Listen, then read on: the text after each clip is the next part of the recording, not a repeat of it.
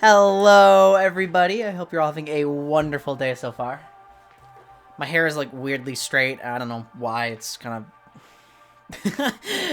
Where'd the curls go?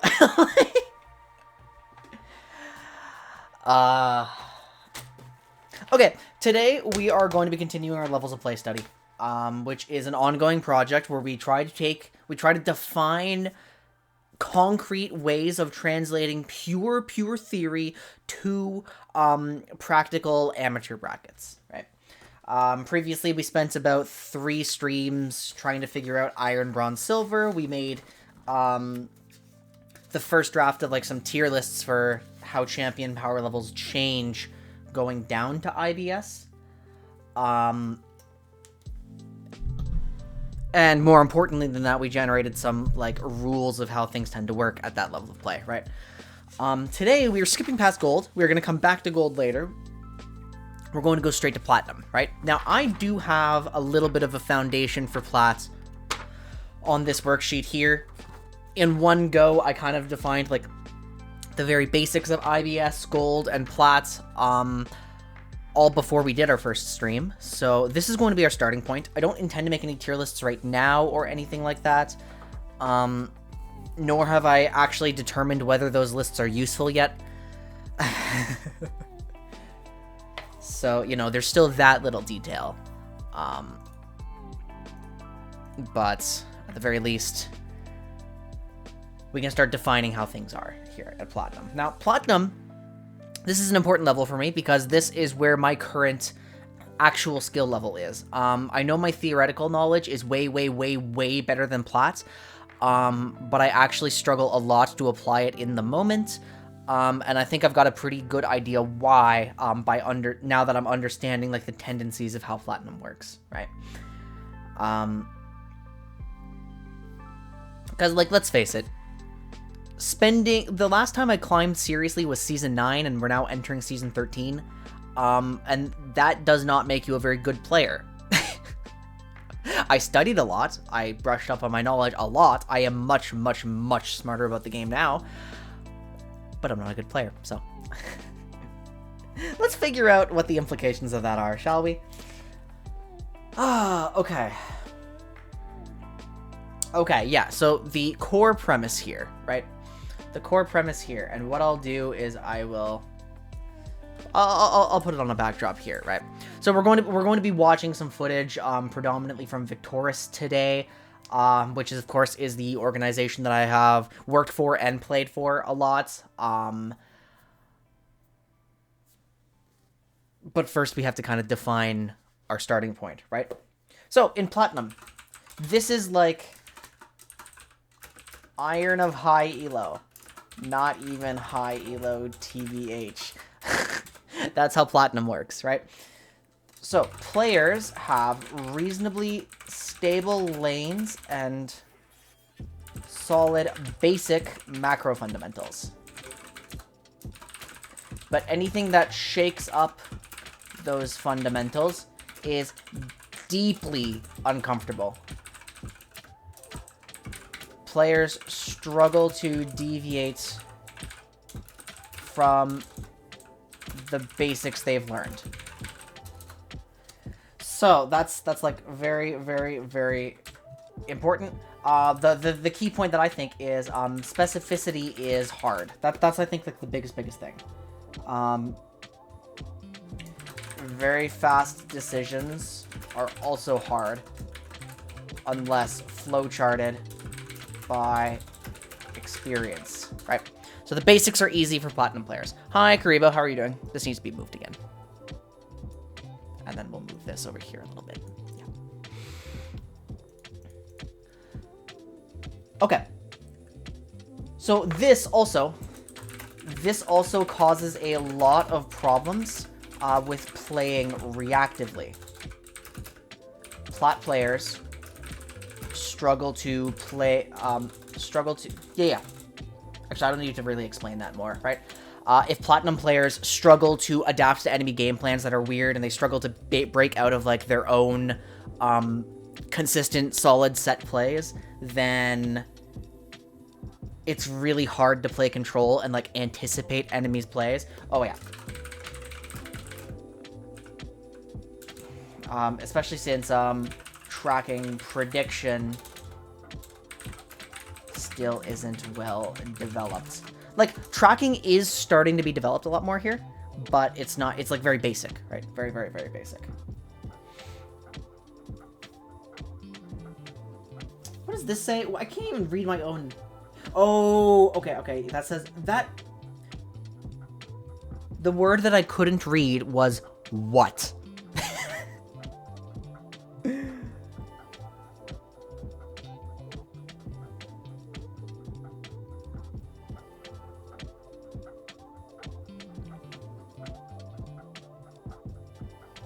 Oh, yeah. Actually, let me change this.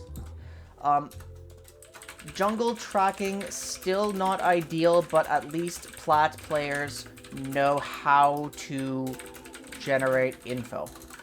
Autopilot is very bad. Happens often. Dude, do you know how many autopiloting plat players there are? I'm an autopiloting plat player. Like... I am an autopiloting plat player. It happens all the time. Yes, yes, and things actually do start to... They start to play out as expected a little bit. Okay, so let's start talking about drafts, right? Matchups now matter.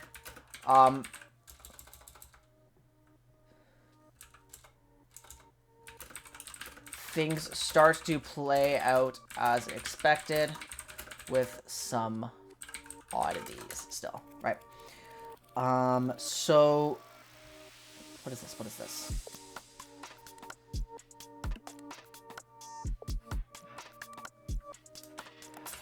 Competently played kill champions still capitalize... Oops, I can't type. On laning mistakes.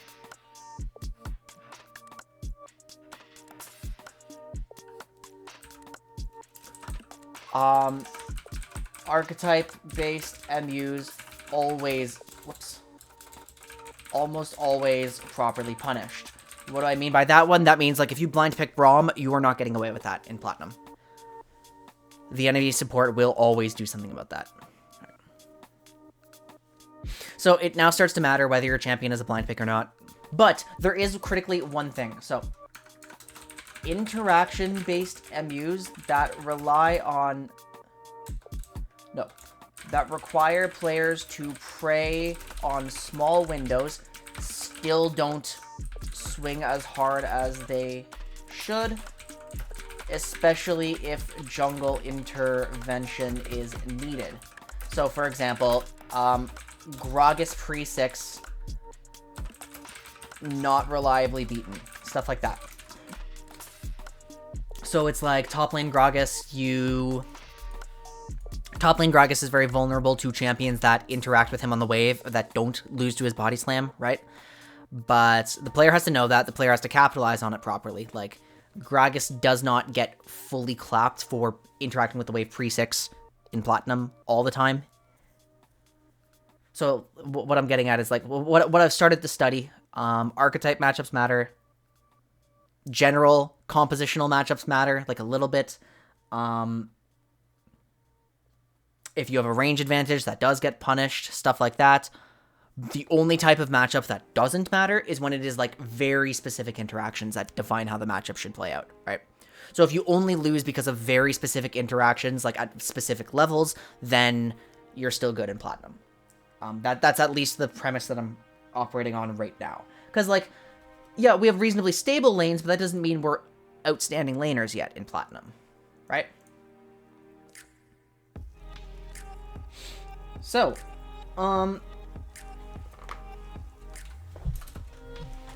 actually, I should say, compositional MUs are not as impactful as they should be, given how hard it is for plat players to change the way they play. What do I mean by that? Control's still bad at this level. No one practices control. Practice time, oops, likely limited. Bait and punish. So actually,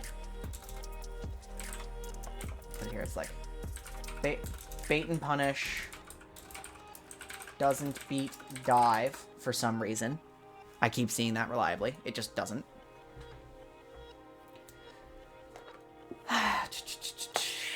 And another important thing is that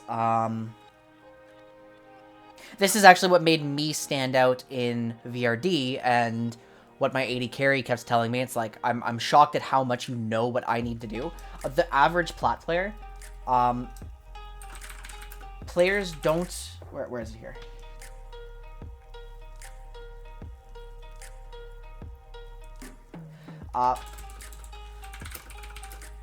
Players have poor understanding of what exactly their allies need from them.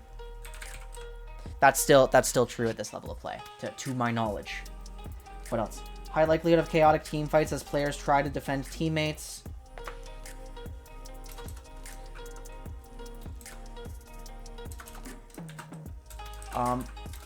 Competent aggro still dominates because players are better at snowballing leads and can capitalize on vulnerability to warp factor. Right? That vulnerability to warp factor is when things shake up the basic fundamentals of how the game are played a little bit. Dude, honestly, Shaco would be really good in Platinum. Shaco would be really good in Platinum now that I think about it.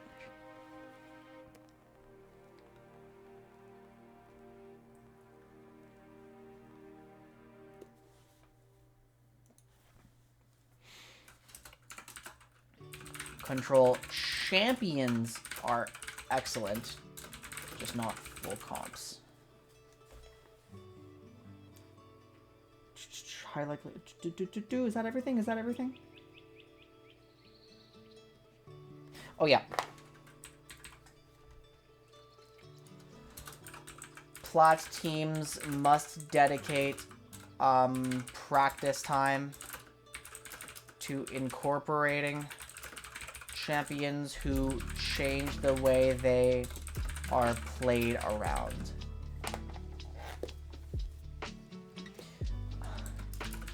However, plat players can figure that out in practice. Nice, glad to hear it, Karibo. And then, is that everything? Oh yeah.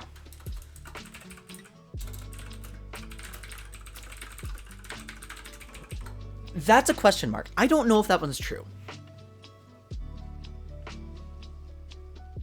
I don't know if that one's true yet. So we're going to figure that out. It's like... I'm just trying to figure out to what degree comfort is a thing here. Like it is relevant, but it's not. But it is, but it's not. But... And so the way that's cycling in my head means like it hasn't quite resolved yet. Right? Okay, so once again... We are talking about the Iron of High Elo, which, let's be frank, isn't High Elo. Platinum is not High Elo. So, the basics are locked down. We have the basics. Shaking up the basics, very, very good. Warp factors absolutely define Platinum play. Evelyn is amazing here, right? Global mids are amazing here. Like, TF can be amazing if he's able to lane. So specificity is hard, right? We know plat players know the basics of how the game is played, but as soon as like a champion changes things like in a very specific way, that's difficult to deal with. That's difficult to adapt to. And again, like players can be specific in lane MUs. Kind of. Reactive play is very, very hard for Platinum players. Like every Platinum player I've ever spoken to just gets uncomfortable when they're not the ones driving the game forwards. Yeah. Especially because this is a factor, right? Didn't spend a ton of time in Plat, but you did feel champ diffed a couple of times. But is that champ diff off your matchup, or is that champ diff off that champion is just better than yours? Because that's kind of what I'm getting at. Like, matchups matter, but Maybe it doesn't matter that X champion has, like, oh my god, like, so much pro viability. Like, this champ's so good. Like, I basically what I'm trying to say is maybe theoretical power levels doesn't matter. Or theoretical power levels don't matter as long as you're drafting matchups properly. Right?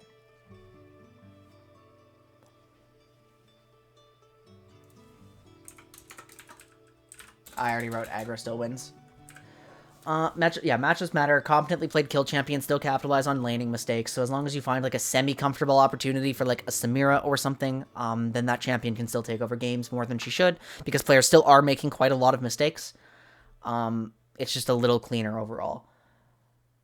I've learned that compositional MUs really don't matter that much. Not here. This is something that still needs to be tested out, the interaction-based MUs. Stuff like that. Hi, Paradox. How are you doing? What did you see? What did we see today?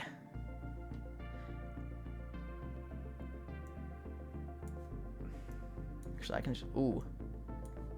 Ah, whatever. I'll put this whole thing up. Wait, no shot. Support? Wait, LPL's running? What do you mean?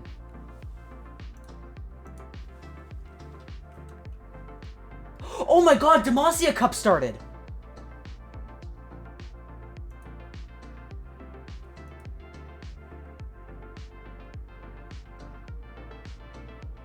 When? When are they playing? Ah! No! I've been missing this! I didn't know it started! They're already in quarters! Ah!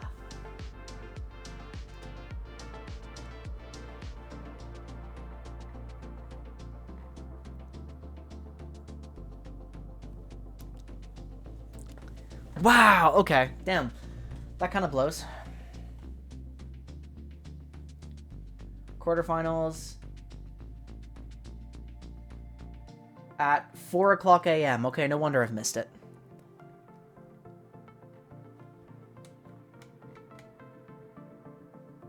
No goddamn way I'm going to match history. Wow, they lost, but no, it was played multiple times. Oh, and they lost every time. But even so. Can I watch this on, like, Huya or something? Wait, guys, are these blind pick?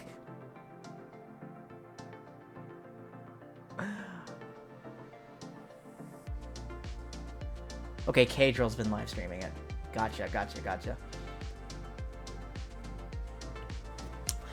I mean, that does fit the criteria of a Heimerdinger answer, right? Non-committal, pokes out turrets consistently, outranges him. But...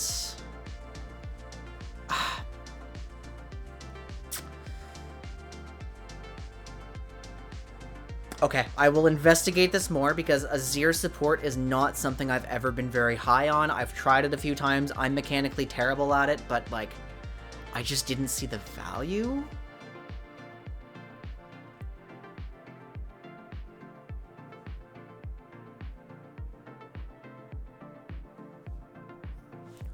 The audacity to pick this in blind pick.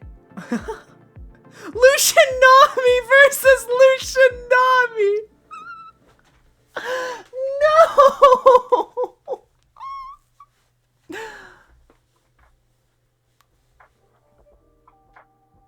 Wow, this is unbelievably based.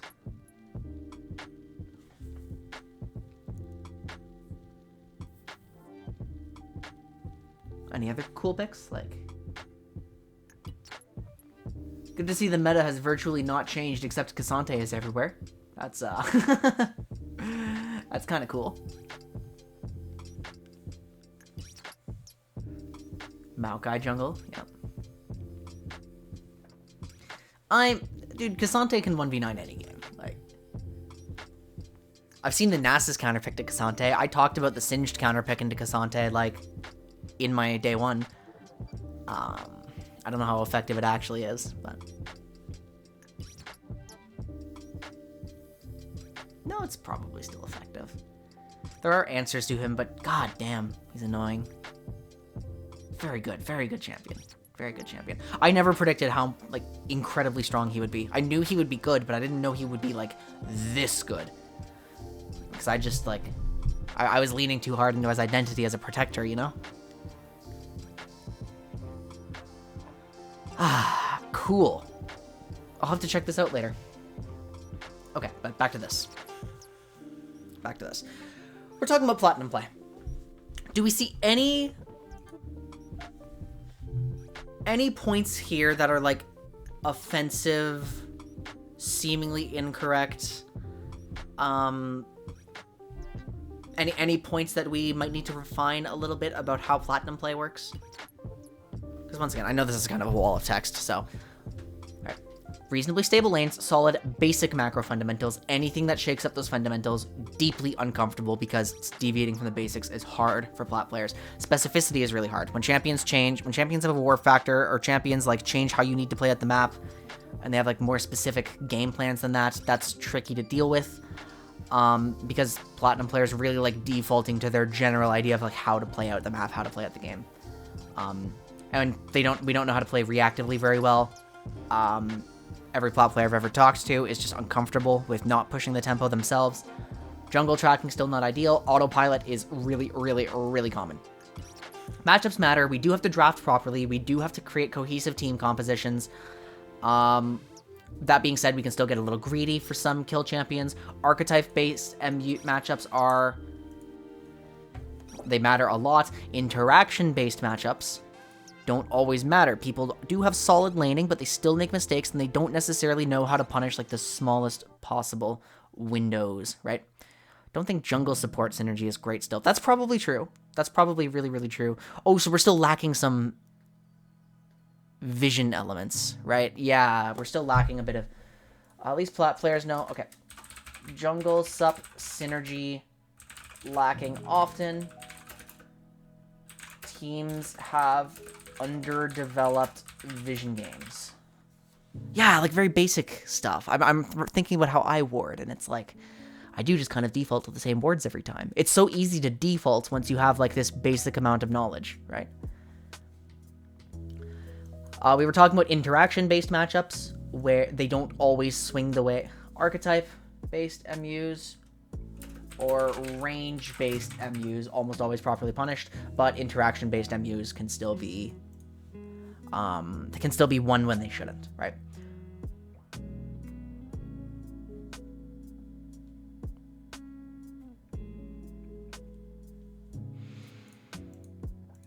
Well, that kind of ties into... Where is it?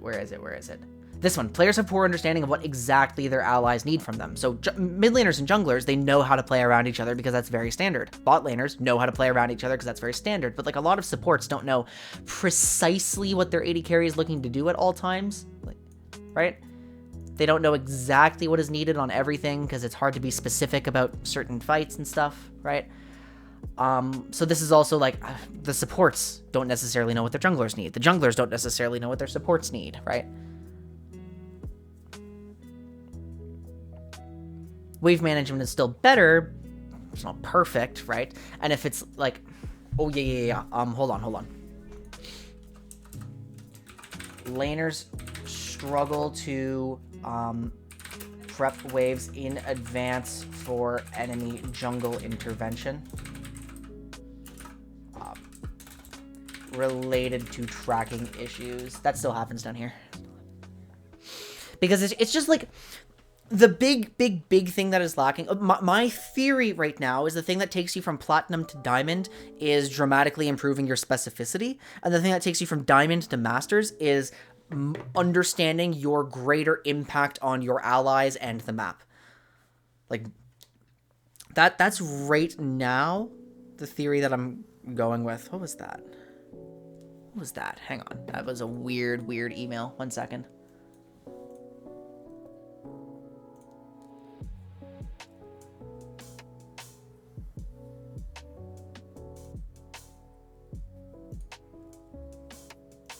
Oh, it's fine. I thought I was gonna get charged for something that was usually... Yeah. Okay. That's fine.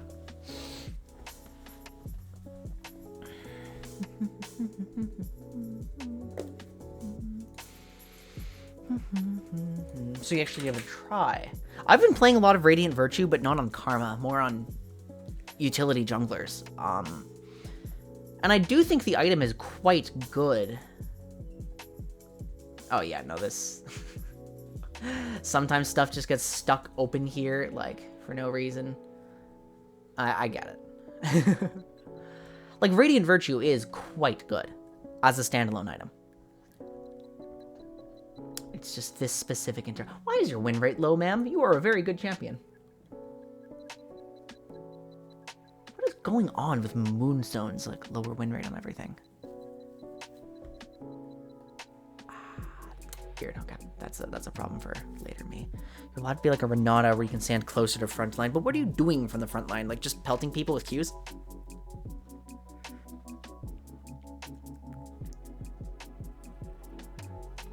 I guess more aggressive Ws? I guess you're getting more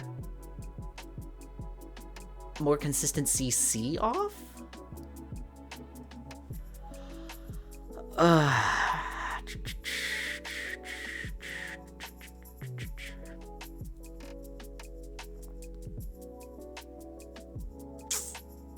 I don't know. This isn't something I'm going to be able to weigh in on until I try it myself, and I don't foresee myself having an opportunity to try it for a while. Because I have to practice my jungle stuff, and I have to get footage for a video which doesn't involve Karma. Just, yeah, probably not. Alt E into running into W. That one I can believe. That one checks out. Yeah, but again, I can't weigh in yet. Okay. Let's start talking about some Platinum games. If we don't have anything here that we really, really need to talk about, we're going to just see if this is valid. Now, I know I'm about to watch a Grand Finals series, so it does change things a little bit because these are going to be, like, the best teams from VRS. There's our squad. Damn. We got clapped.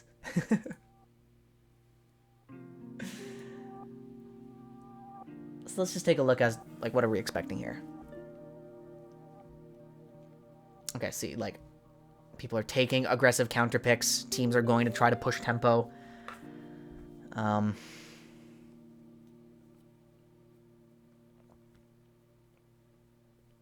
You guys got 3-0'd too? Oof. Oh yeah, you were playing mid. I forgot about that.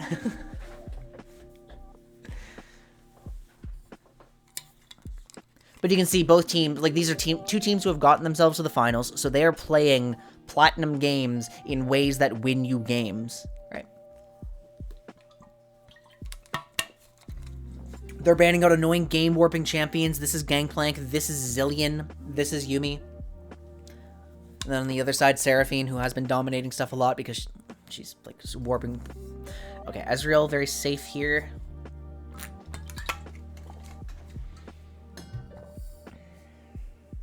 How does Ezreal into Ziggs go? Do I have anything written down about that matchup? No, I don't. Damn. Okay, so they are playing Hybrid Siege here with a Blitzcrank. This is not a teamfight composition at all. All right. Pikeheimer mode. Specifically Darkwind, like this Rotom team? There's a million Rotom teams. Okay, yeah, this one.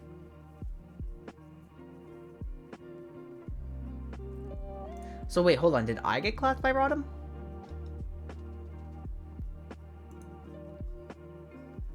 No, we got clapped by Dorado. But I want to say Rotom was in my group. Yeah, maybe. And the last pick was Ari.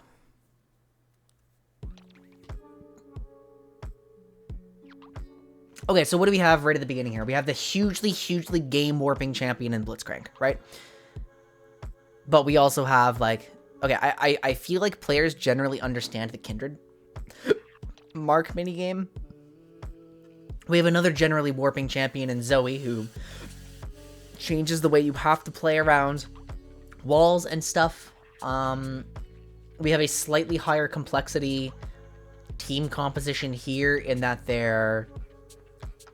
really, like, control aggro. This is not a team fight composition. So they're trying to snowball on you. I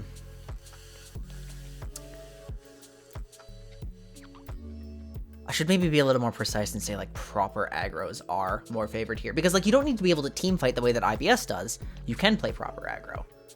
When my team was winning games, we were playing Dragon aggro almost exclusively. That was, like, our most consistent strat. Okay, let's see how this plays out. Because right now, by the rules of Platinum, I would not be surprised if Rodham took game 1. Right. Yeah, I mean, kind of. I don't see anything grossly offensive about it. It's still, like...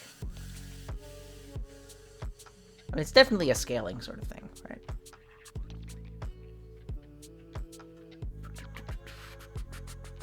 But I would imagine it's more so because they're playing, like... Okay, so it's not a full dive, right? This isn't a dive comp. This is really a flank sort of thing. So Soraka's not necessarily needed for an artillery dive. Kindred is absolutely playing off solely Camille here. Like, Camille Ari flanks. They're playing kind of a skirmish core? Kind of?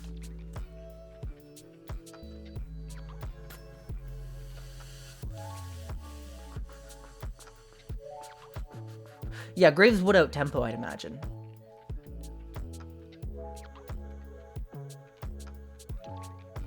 You know what I should do? Oh, I should... Okay, why is that the setup here? Okay, I also want it here.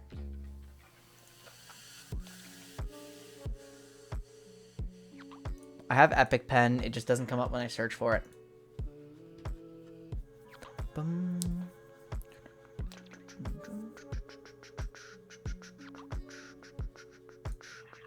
Give me my pen. I want it. I haven't used this in forever.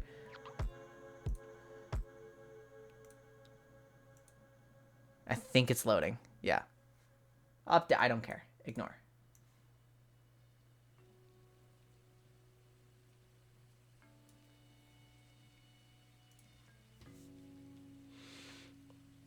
So it's like, okay. Wait, hello? Oh, I'm on erase right now. Right, like, aggro. This has a warp. This does have a warp, but, like, you know, you beat that. You can say in Platinum people are slightly limited to their bias and champ pick. Well, it's like...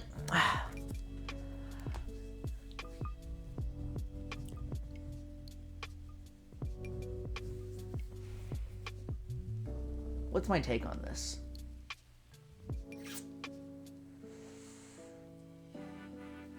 See, because here's the thing. Here's the thing.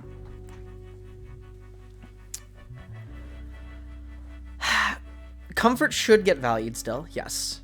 Comfort should get valued in Diamond, too. Comfort. Okay, that's your only point. Then I don't really have anything to argue. Yeah, no, I agree. Comfort gets valued a lot, and should, because... Again, the core premise of Platinum is that anybody who has made it to Platinum and is still in Platinum is probably pretty comfortable with what they know about the game and has a tendency to default back to that base knowledge, right?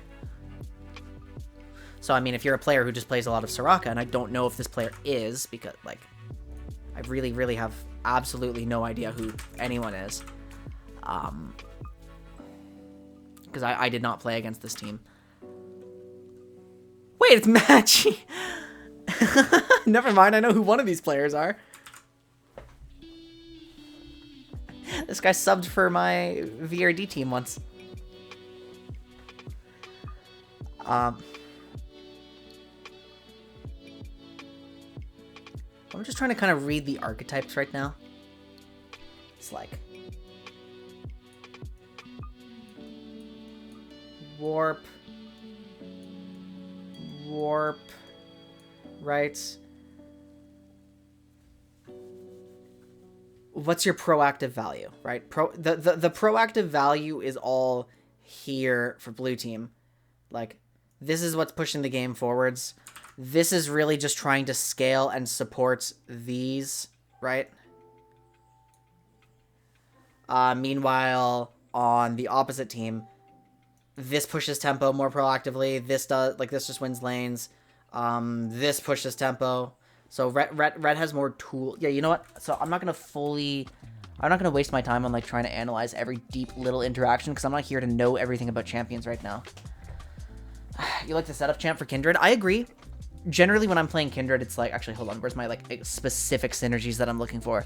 I am looking when I'm playing Kindred for a dedicated front line or something to skirmish around. Like so Kindred in my draft class system, the resource class is flex synergy, which means Kindred is bound to specific synergies. You must draft Kindred with synergies, but they don't care which synergy they get. It's just one of them. So Kindred needs mobile defenses, so defensive champions who can quickly make it to their position, capitalize on ultimate via displacement or delayed defenses, stuff like that. So that is the Gragas, Galio, Taric, Azir sort of synergy point. Or you need frontline bruisers, like skirmishing around aggressive bruiser champions. So if you wanted to play, like I've seen a Kindred comp set up like around Aatrox, Kindred, I want to say Rise or like something like that, where all of those champions are like designed to skirmish together. That is a valid synergy point. Or if you just have like a pure utility mid laner, which I guess Rise would hit the bill, like Lissandra, Twisted Fate. So I guess our question is, does Ahri fit that synergy point? And even if she does, this is overall very squishy. It's very reliant on Camille to do anything.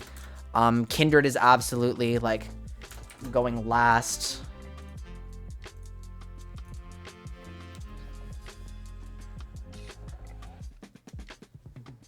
What's the Zoe Ahri matchup looking like? Like this is not going to give me enough correct data because like just trusting blind win rates like this is kind of scuffed. We would need to get the delta and then figure it out. Okay, so on paper, Zoe absolutely destroys Ahri. At least in the context of solo queue. Why would that be? What kind of jungle things would change that? Zoe's certainly not out wave clearing Ahri. Don't forget this is full game, not necessarily lane, right? So it doesn't always tell us anything. Am I overcomplicating this again? Is that what I'm doing? Yes, I am. Hold on. Now, we get to use what we learned from Legends of Runeterra to learn some more matchup stuff, right? I have never played Ahri. I like, in a serious fashion. I don't know what is, like, the defining trait of Ahri's matchups. So why am I going to sit here and speculate on it and waste my time when I could just instead get that information later and be happy with it? Because right now, this doesn't matter. The point is, I would predict Rodham to win this game because they have more warp factors. They have more champions who can go on the offensive. We've just determined that I think Ahri technically kind of fulfills like a Kindred synergy point, but it's not comfortable. And blue team are very reliant on their top side, like actually generating leads. That's fair.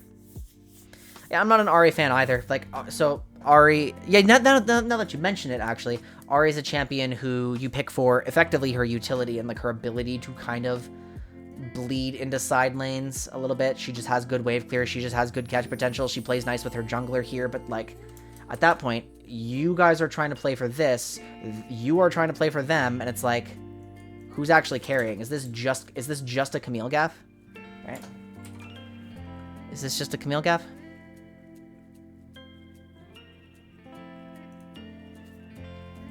So let's see how this actually goes. Does the team with the higher warp factor simply win? We have matchups that like we're reasonably sure are fine. Like I've seen Camille use as an answer to Aatrox. I would imagine that matchup is like fine, playable. This matchup on paper is fine, but I've played it out many times. And what happens in platinum level? Why is my backspace not working?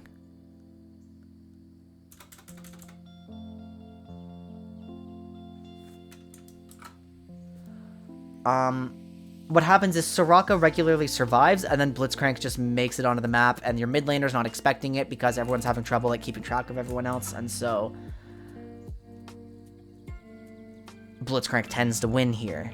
I mean, I guess unless you're a really high... That's probably what they were going for. They probably picked Ahri solely for high safety. I keep hitting backspace as though it's going to do something.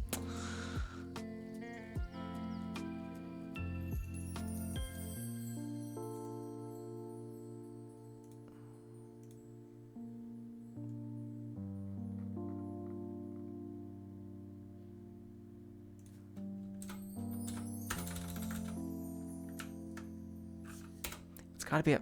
I guess it never worked and I just got confused. Anyway, something's happened already. Let's take a look. Late invades. Oh my god, no! Okay, hold on. My teammates get so fucking mad at late invades whenever they happen, right? So, and they're just like, oh, why are they cheesing us, right? Cheese is really a thing that people complain about. It's like whatever is perceived as cheese, Platinum players get mad about. They didn't think about it. Ever. And late invades 100% qualify in their brains as cheese. Like, the majority of them. Mason is an insane Aatrox OTP. Jungle was their big carry. Mid lane didn't play traditional mages. Was Loker, like, one of the Akali players in VRD? Stuff plays weird stuff. I can respect a support who plays weird. Absolutely. I think so. Yeah, that's kind of what I think. Or it's like, more specifically, it's like, I've learned how I think the game should work. I hate it when that gets shaken up. That's my theory for how Platinum works. In my experience, like, my own tendencies as a player are kind of unique, but I fit a little bit into that, and my teams that I've played on fit into that for sure.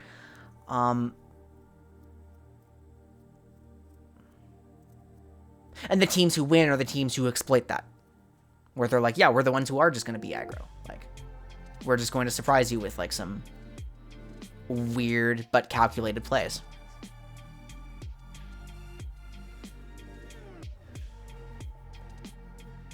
So did Graves just go, like... Did Graves actually just hit this clear? Which is going to force Graves to come up through here again if he wants to actually generate an advantage beyond the kill, right? So I guess we see if Kindred starts trying to capitalize on that. Graves just skipped red. Is he ganking for Blitzcrank right now? Yeah, that's correct, but Kindred has a consistent line in response to that.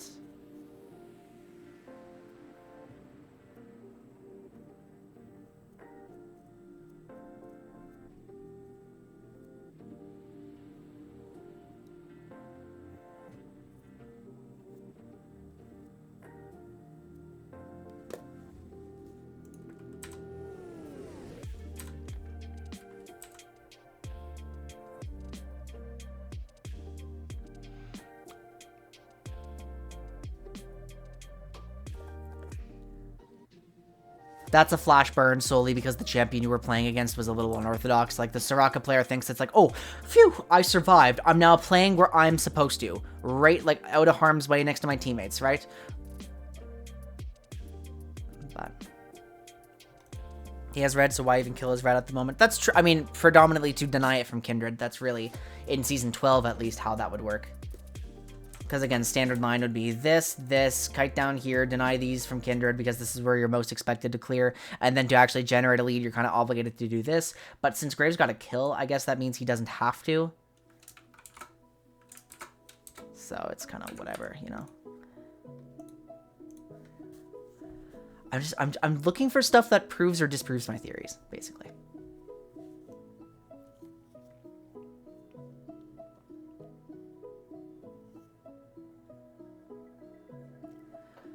It's like the players who get creative are the ones who are, like, really, really rewarded.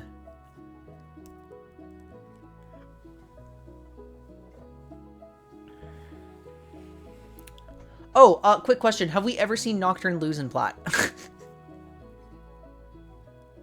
Rhetorical question. I know we have, but...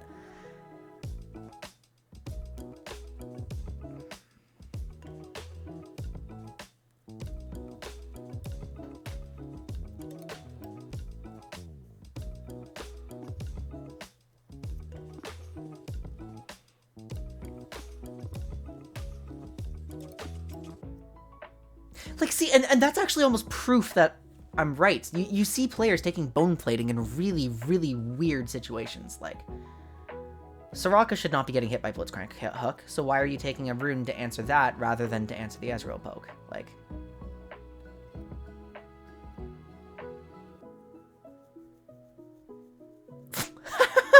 Dude, Hayden is so aggressive. It's so... I have a clip. I have a clip from VRD where he just fucking flashes under top tier 1 at level 1. It's nuts. Yeah, I agree. I think even I don't. I'm too biased against bone plating in bot lane. I think it's way too trivial to pop that thing off. But it also means that I haven't given it any serious thought in a long time. So that's why I say I'm biased rather than I think it's bad.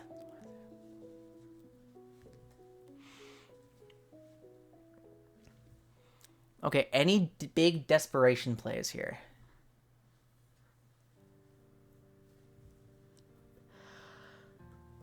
What are we looking for? Jungle stabilized a little bit, but Graves has come out with a real, meaningful lead.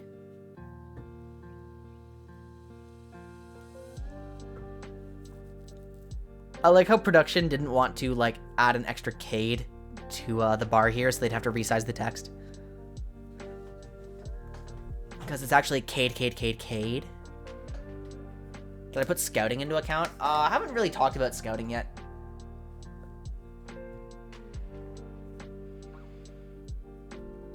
Because, like, I don't think scouting fundamentally changes at any level. Like, once matchups start to matter, then scouting kind of reveals what you're allowed to pick earlier, right?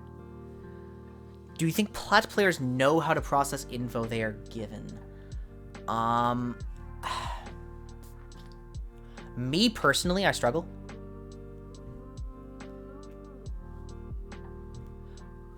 Okay, if we're talking OPGGs and not in-game, I think plat players, if they spend some time on it, can absolutely find it's like, oh, within my pool, I can now play X counter picks because, you know, they don't, I can blind pick X counter picks because we don't have, like, they don't have answers to it. I think plat players can 100% do that.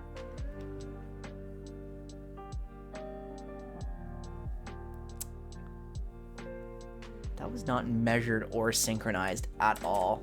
It's like, what happened to Blitz here? Oh, Blitz just goes over and can't impact this duel. It becomes 1v2 momentarily. See, but that's also the thing I'm talking about. Plat players don't really know exactly what their teammates need from them. This stuff happens all the time. It's like, so great. If I was going to completely guess, right? Graves is here thinking, we have momentary numbers advantage and stronger champions, so I'm always going to take the duel plus our prio, right? He's got it in his head. It's like, yes, I have conditions met to invade. I will invade. And then Blitzcrank does this, and then no one really adapts to what's going on properly.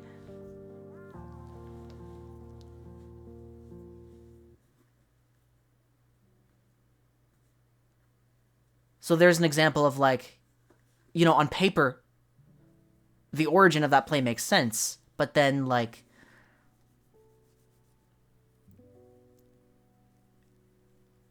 that's thinking in generics, not, like, specifically what just happened. That Blitz is D2, but the Blitz is playing in Platinum level play. And the Graves still, like, behaved in a way that's consistent with our theories. But no, Machi.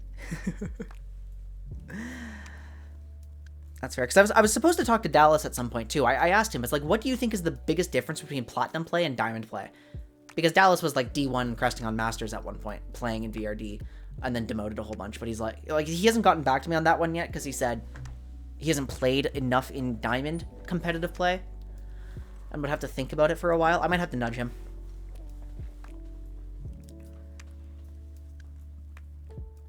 But the point is, Diamond players can still play like they're in Platinum play, right? They just...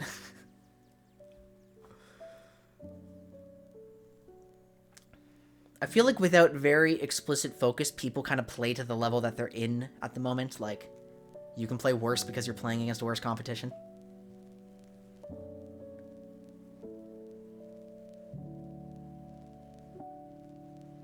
It's actually a big thing.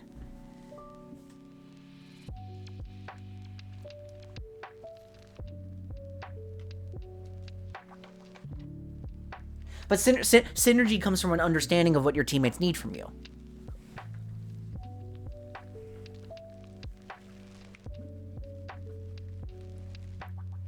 It comes from an understanding of what your teammates need from you and from a knowledge of the tendencies of your specific teammate. Yeah.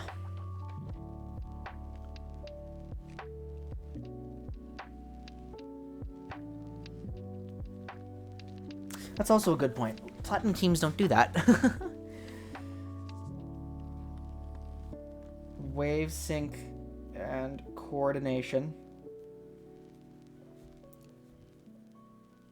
Actually, really often, platinum teams will end up, or the platinum, again, speaking from my experience, platinum teams will end up just noticing oh, hey, wait a minute, we have some synced waves. We can go, like, create a 4-band dive in a moment, instead of planning it in advance. It just kind of happens and they can capitalize on it, but they didn't plan for it.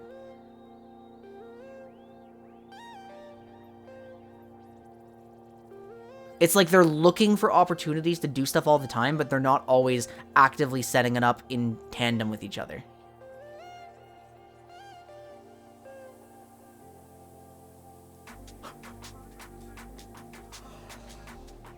So, like, let's watch that sequence back, shall we?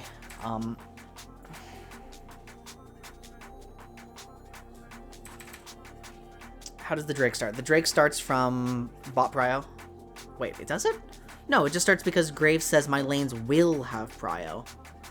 He just goes ahead and does it. Without waves.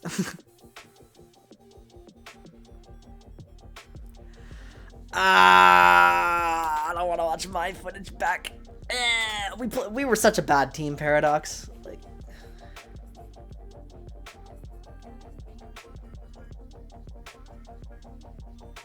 how do you just force that down like that? But that's me. That's me. See? That's me falling into the same traps as the standard platinum player, because I am a fucking platinum player. Like, that's me looking at generic rules and struggling to bend them, where it's like, how did that Drake work? That's so weird.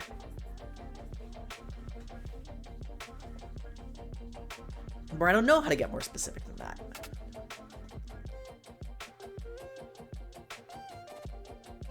And of course, the surprise blitzcrank doesn't actually pay off.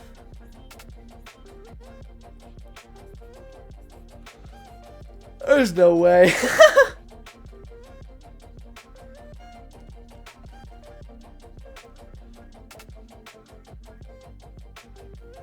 We haven't seen Ziggs or Soraka on screen once, like, at all this game, pretty much.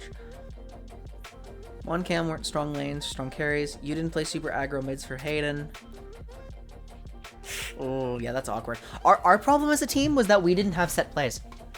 Our problem was that I was responsible for our strategies, and I hadn't yet learned how much teams, like, really can't play control at this level, right? So here I was thinking, like, I basically, this is going to sound bad, I gave myself and my teammates too much credit. Where I said, like, yeah, you can play these things, right? You've touched them a few times, like, you understand the theory of them. Like, we can play these weird defensive strats and stuff, right? Like, we had a problem where our jungle was, like, way over-aggressive, and I kept trying to warp the strategy to my view of top-level theory, which kind of explains why this level of play study is now important, right? So we can actually draft and strategize to our level. And then on top of that, like, you know, my team just didn't have, so yeah, it was a twofold thing. My team didn't have many set plays that we could make where we could just make a call out and everyone would know what to do. And our team was always at odds with my strategizing and our jungler's aggressive tendencies. They didn't mesh. But did we ever try to solve that problem? No, because platinum players fucking suck at specificity. And limited practice time makes something like that really hard to solve. That's why we lean into comfort, because we're limited, right?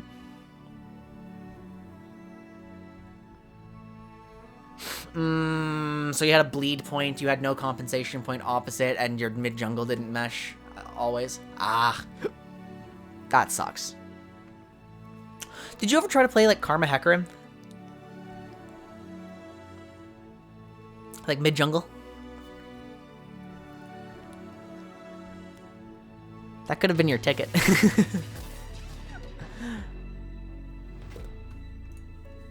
I'm gonna speed this up a little bit. Okay. So it wasn't like you couldn't put all your eggs in the Hecarim basket, right? Okay.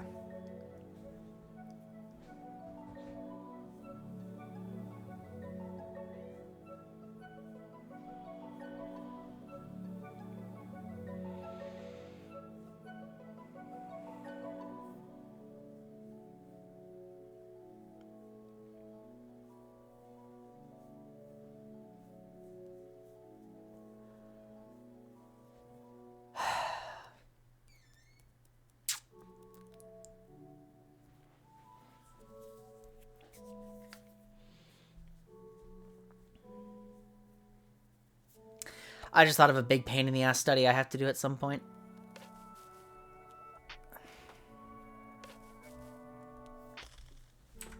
How are we setting up this play, right? How is this coming to be? Let's just go back and watch Zoe for a while, right? Okay, so Zoe and Graves recall in tandem. They actually do get off the map at the same time. Bot lane's coming on the map at the same time, so at least recalls are synced up here, right? Ahri attempts to make a play. They realize that it's coming because that's the only thing that can happen on the map, so they're able to process. That's the only possible play. We can answer that. We just don't die to it. Graves sees Soraka. Bot lane has a push. Zoe is about to push out, and is she linking immediately? No, actually, Ezreal is basing. We're kind of in a farming phase now. I guess that's fine for a hybrid siege, right? They just need to slow it. They can't force too hard when their carries are Zoe, Ezreal.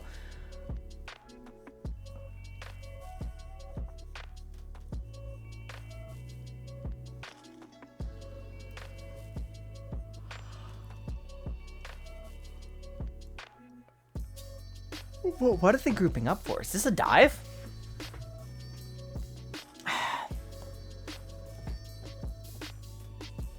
Okay, so, like, Rodham just came up with an idea. They're like, I think we can maybe try to dive bot lane.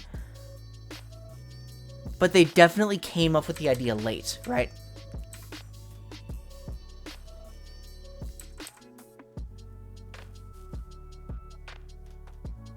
Because Ezreal's trying to crash a single wave. The waves are not synced here, right? They don't have a lot, like, they're just trying to brute force with numbers.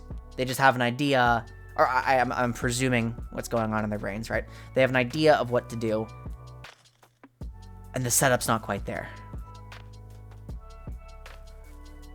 Well, I think Ezreal did kind of slow push. Like obviously slow pushes happen in our games, right?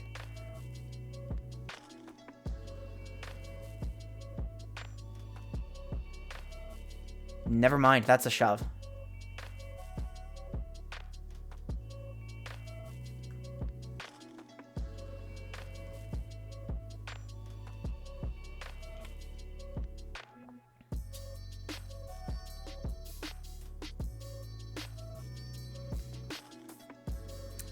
Paradox, have you ever played on a team that actually properly plans things out like 3 minutes in advance?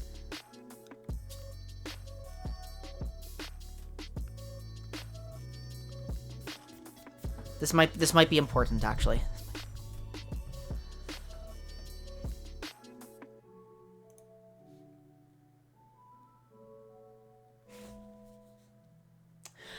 I'm actually willing to gamble that almost every plat team just notices plays like at most a minute in advance. Where it's just like, hey, we could do this, and so the setup isn't quite right on anything, right? Yeah, but that says like the support players start looking at objectives like a minute and a half, 2 minutes in advance to try to get some vision, right?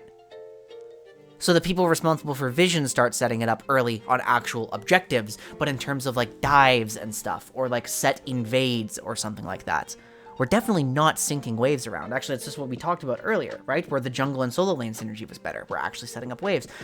It doesn't happen in Platinum as much at all. That's a big, big weakness at this level.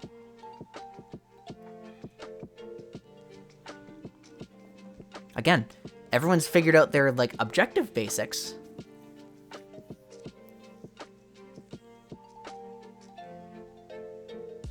Okay, that's actually pretty good then.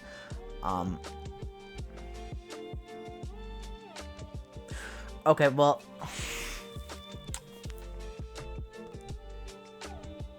Look, we're both support players, and we've both swapped roles from time to gain experience, right? Let's be honest. The people who play bot lane, AD carries, or supports, are more likely to be the least skilled player on the team. So...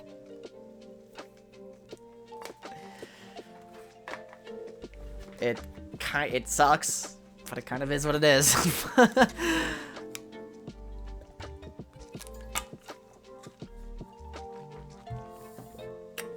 Okay. So, basically, though, some players are kind of doing it, and some are not. Top lane is a bust. Top laners are mechanically talented, usually.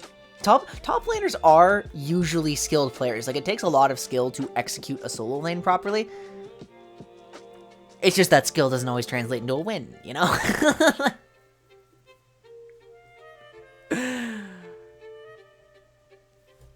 I think top laners have to be reasonably good at the game before shut their elo.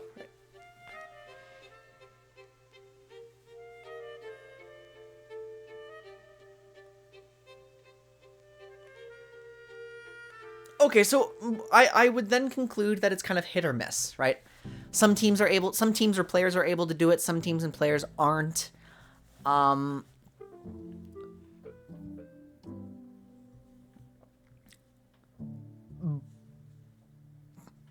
Okay, but then I would say, I wonder if it's a tendency for platinum teams to notice something they should have played around a little too late and still say, well, maybe the opportunity's still there, right?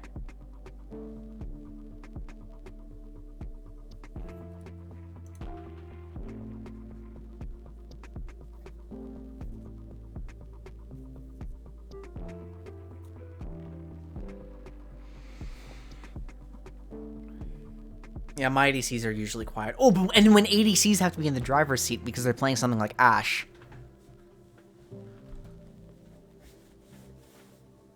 It's hard for them to coordinate with the team. Hey, observers! So let's see how this one was set up, right? So Rodham are the team with the tempo and the advantage, right? They did not execute their bot lane plan. These two are going to shove. It's easier to make this play around top lane because top laners... I mean, they love wave management. That's like their whole thing.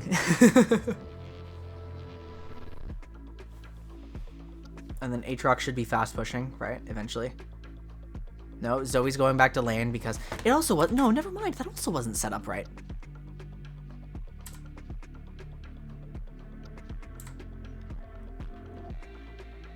That also was not set up properly. Zoe doesn't get to stay. They're not ready.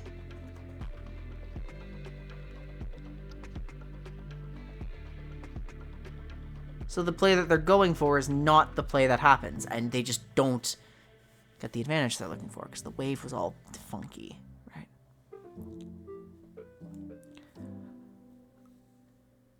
But, like, how does that... Okay, so, I mean, that's an important point, but how is that relevant to the actual lens?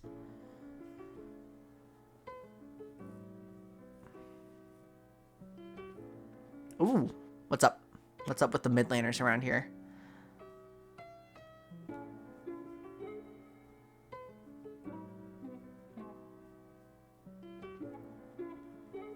Mid laners aren't shadow pressuring?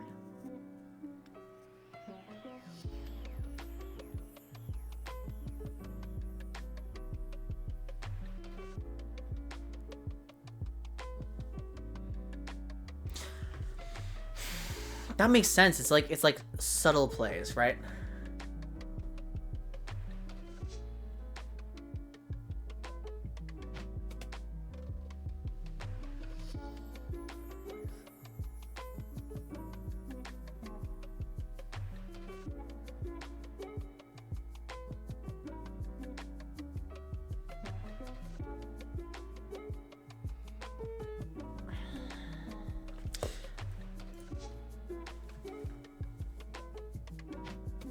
Yes, they must. And sometimes they just don't, and sometimes you do just kill them.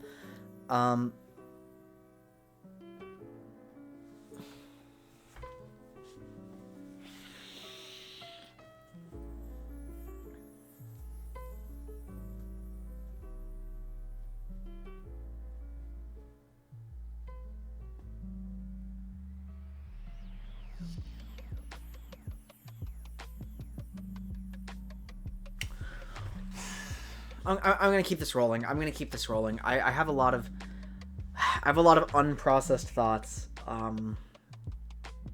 But this is good, right? This is the process. It is good to not know what's going on exactly and to try to figure it out. I need to keep reminding myself of that. I've had a bad habit lately, guys, of just getting stressed out that I don't know the answer to certain things, but it's like I'm developing tools to learn how to get the answer. So what's the problem?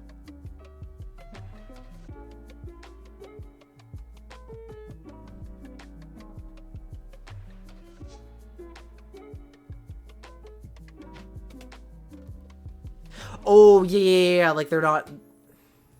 Your bot is, like, greeting for something when your jungler is top side, right? Or, like, they're not playing strong side at the moment, and... Yeah. So there's a lot of weird, like, out-of-sync elements.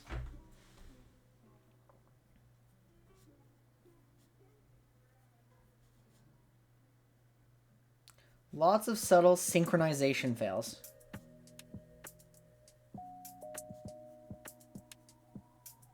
So it's actually, it's not necessarily... Okay, look. Players have poor understanding of what exactly their needs from that, what their team needs from them. Micro and macro.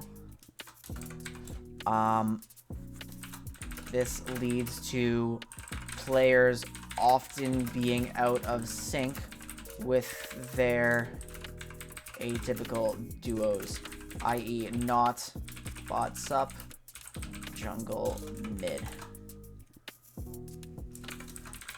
Side lanes can struggle to set up waves properly to accommodate jungle mid intervention.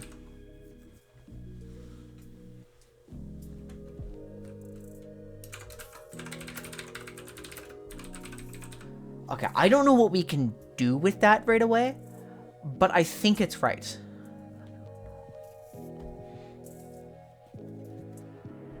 Do we see face checks a lot here? I mean, on my team, yes. I just don't know if that's typical. Let's watch for it. Let's watch explicitly for face checks.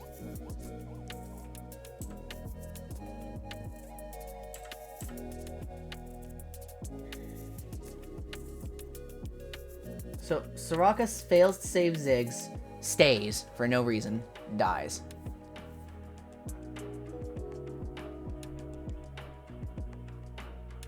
Well, have you heard Platinum players talk? Like, they basically talk as though you don't need to show respect to anybody. It's either you show respect to nobody or you show too much respect to everybody. That's like the two type of Platinum players, I think. I'm the too much respect type. Tag yourself, besties.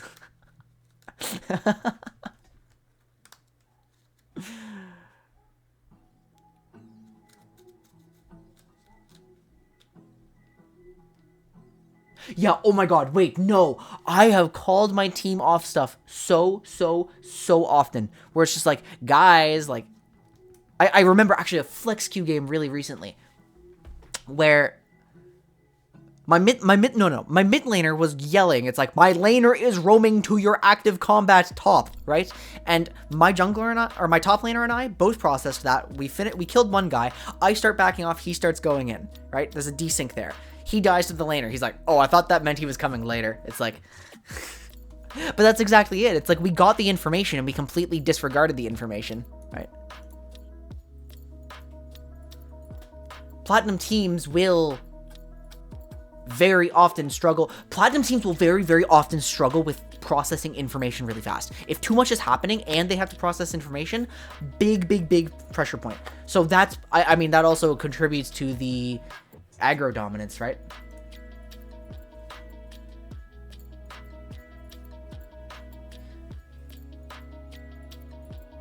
You can't follow. Yeah, but they die to it anyway, right?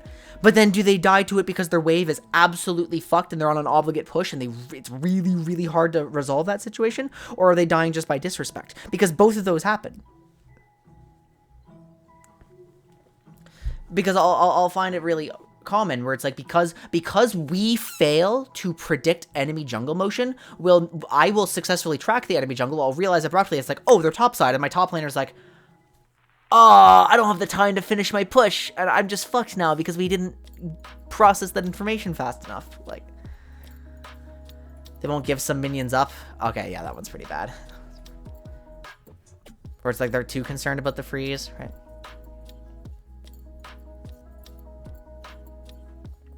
Yeah, and maybe I'm thinking of it from too binary a perspective, where it's like, I mean, even if a freeze occurs, then it can be our job to fix that freeze later, right? Anyway, checking back in on the game, I see the redemption blitz. That's kind of cool, but the team that we predicted to win is winning by a lot.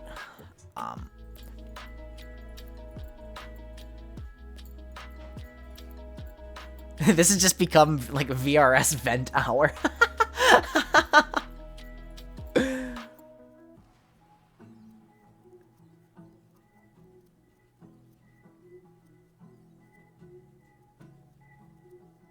Those dang AD carry players are always so greedy.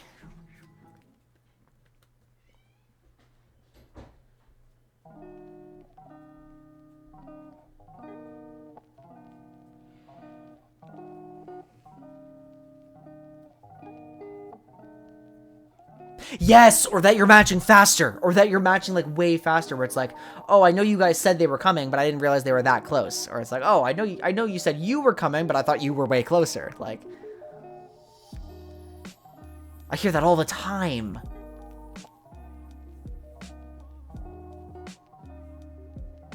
Plat players defer responsibility to their teammates way too often. That's it. No, that's it. That's it. Platinum players will defer responsibility really often. So if somebody makes a call out about a laner roaming,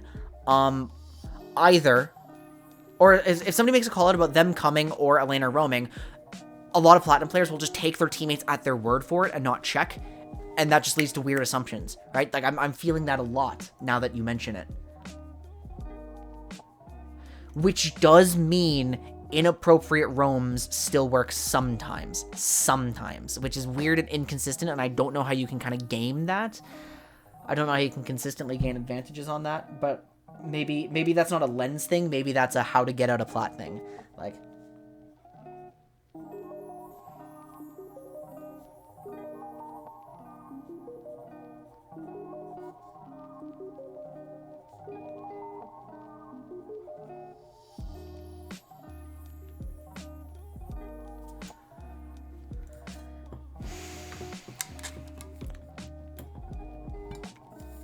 yeah, I'm not surprised Aatrox won that.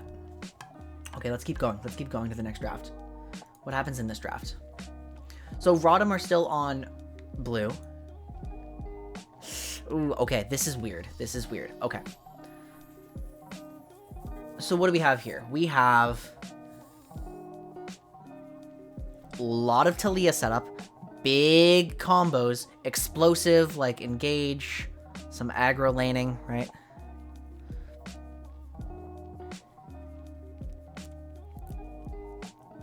Right, which is why I kind of defer to my teammates sometimes in drafts, but I really do have to do a freaking matchup study. This is going to take me like a year to do a matchup study. Like, that's okay. I will take the year. That's okay. Okay. So, obviously, let's point out our aggros, right? Aggro. These two just set up this. This has unusual catch potential, right?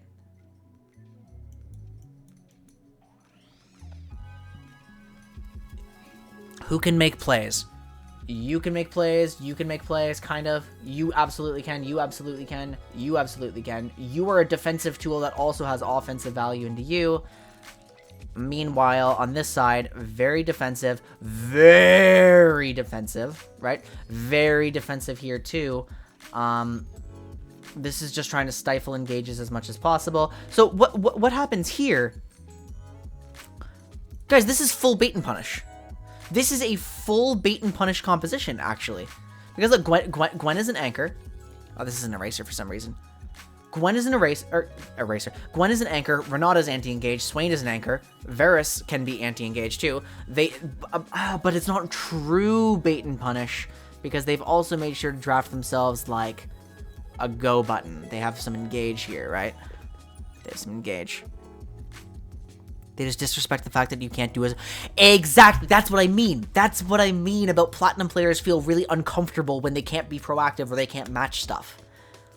Like our elo struggles to give things up a lot. You can bait people into really fucking weird fights because they'll just refuse to accept that they're at a deficit naturally by champion. For just a moment, right? Jungle players will just get mad that they have to give up buffs. Like, side lanes won't really respect the... Yeah, no, that's actually huge. So tempo advantages become really, really, really big. That said, you're okay, hold on. You're not, that's still blue. You're not proactive. You're not proactive. You're kind of a little bit proactive. You are proactive. You have great laning. Trist Varus, I know, is a matchup that, like, regularly neutralizes Varus. He has to be very, very respectful of this Trist. Yes. Yes, they do. I don't know what to do in that situation. Who's proactive? You're proactive, you're proactive, you're proactive, you're proactive, and you just kind of ride the bus on everything else because you have setup everywhere. Okay, probably Rotom Victory again, to be honest. Even though in a theoretical game, I would look at this and I'd say, how the hell does this champion do anything long-term as long as Varus stays safe, right? But, like, is that going to happen? Probably not. What I imagine is going to happen is Bing Chillers are going to get behind on tempo a little bit, and they're going to really struggle for this. What do we do? My Sejuani just walks around. It's like, oh, shit, I have one lane that can set me up. Granted, it's against it's a really, really positive matchup, and they probably do end up playing around this Gwen, right? Like, top lane, you probably take, like, these two champions and play around them and just try to attack, like, Ornn.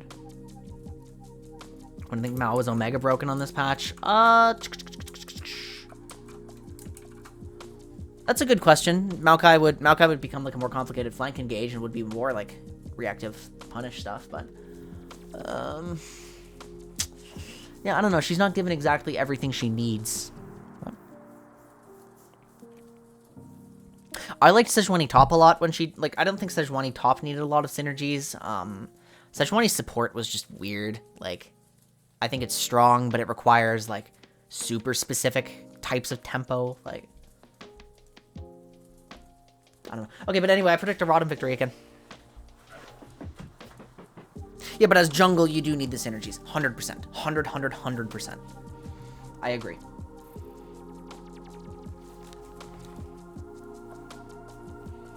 Which sucks, because I would have liked to translate my Sejuani a little more, but alas. I like what they did in their top lane.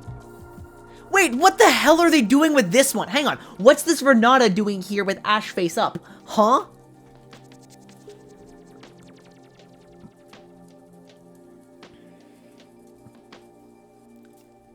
That one I can't agree with. Like...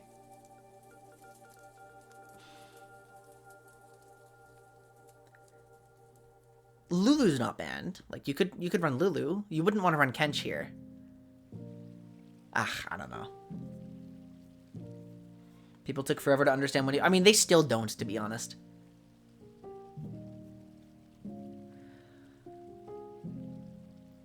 I remember Zolo got stuck at, like, blind picking Renata. Like, in his case, understandable because his pool was small, but, like, it just feels so garbage whenever you have to blind pick this champion and, like, slowly concede lane. And in fairness to them, I do think there was a period in time when Renata's lane was just strong enough to blind pick her. Like, don't forget how much her passive got nerfed.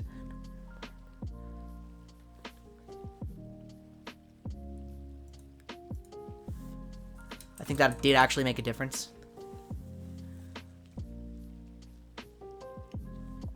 Yeah, but probably Rotom wins again.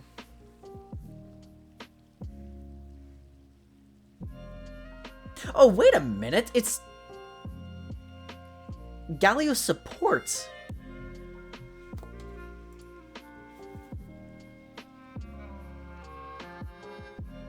It's Trist mid Ash 80 carry Galio support. That's not what I expected at all, to be honest. Does that change my assessment? Okay, well I think Rodham's bot lane is a hell of a lot weaker now.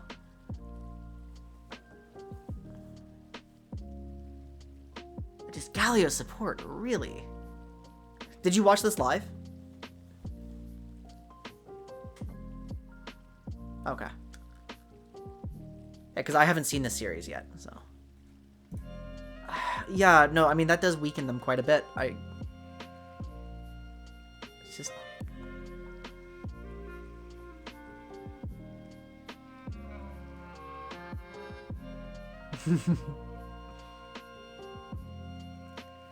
Trist has a weaker matchup into Swain, so she's less proactive all of a sudden.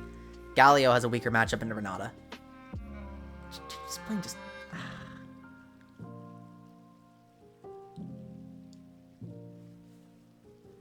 Oh, that gives Big Shillers a lot more space. Wait, what the hell is this?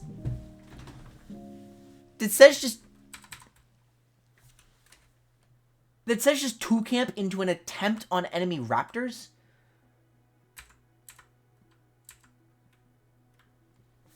Did Talia just take her blue into enemy Raptors?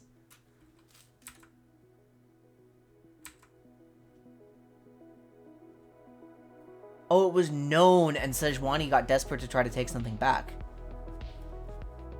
But, like, this line is not even good.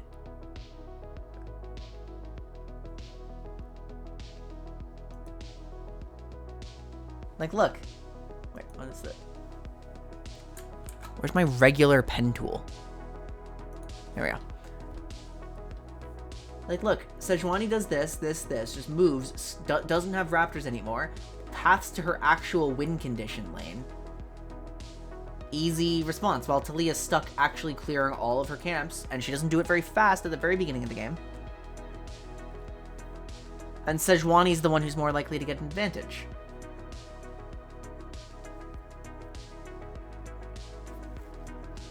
I mean, bot lane gets put in a weird spot because they had the leash, right? They have to push out while Sejuani's topside on that line, but...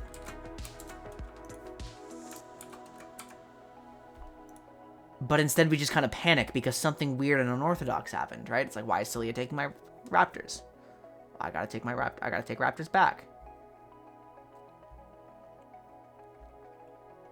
Just gets absolutely owned for it, right?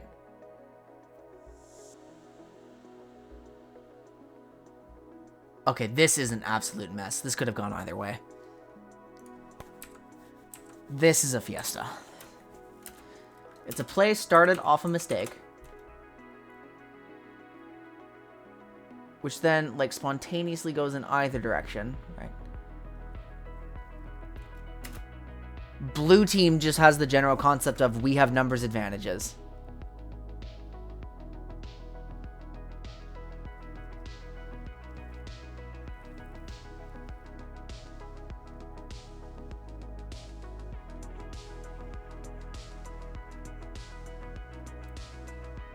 Now that's an Oblivion Ruby play. Does Renata have... Yeah.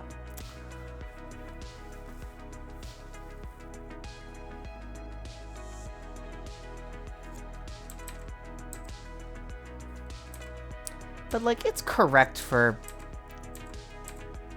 Red to actually answer this, right? It's just so awkward. It's such an awkward start.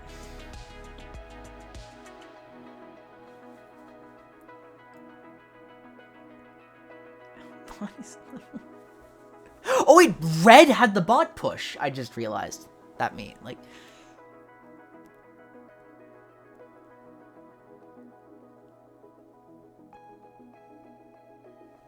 Yeah, that's fucking weird.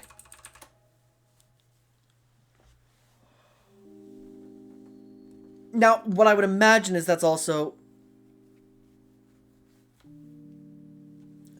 No, no, no. I mean, okay. I think some of that is like, what is it? How do we explain this? So, Sejuani makes a bad pathing decision, gets caught for it, burns Flash. A fight breaks out. Sejuani is calling for help. It's like, don't let me die for this. Everyone moves. They successfully, like, Blue successfully kills Sejuani. More information cannot be processed. All they know is they fight. They have... Yeah, more information cannot be processed mid-fight. So because the fact that bot lane was level 1 was completely irrelevant at the beginning of that fight, we couldn't really, like, plan around that.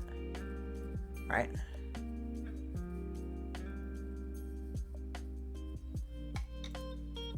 Because it's like variable overload. I'm just trying to figure out what this means.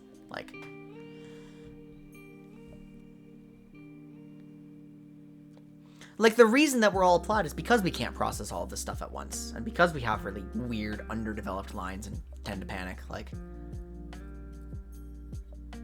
and because we're contesting random ass pinks, because we have a very marginal push.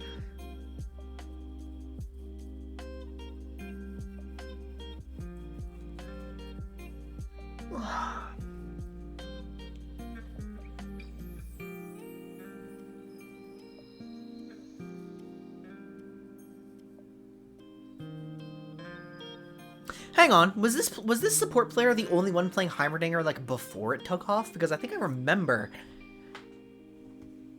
encountering that, right?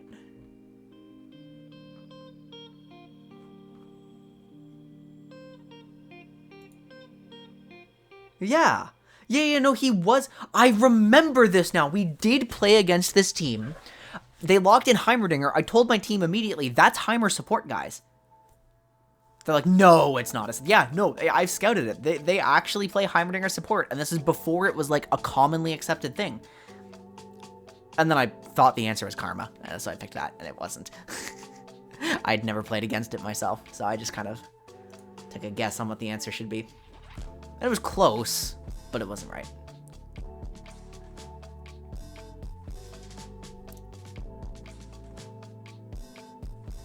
Like, to my credit, I was on the right line of thought.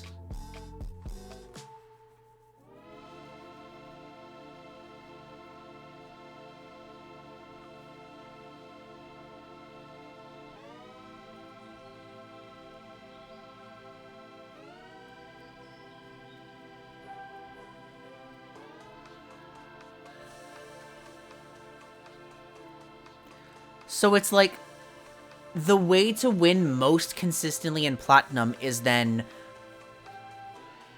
develop the means to improve mindfulness and to really attempt to capitalize on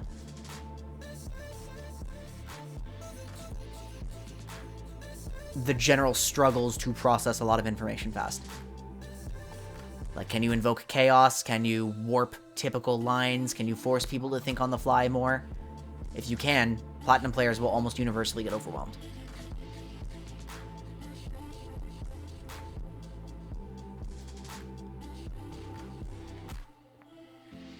Are we learning anything else from this?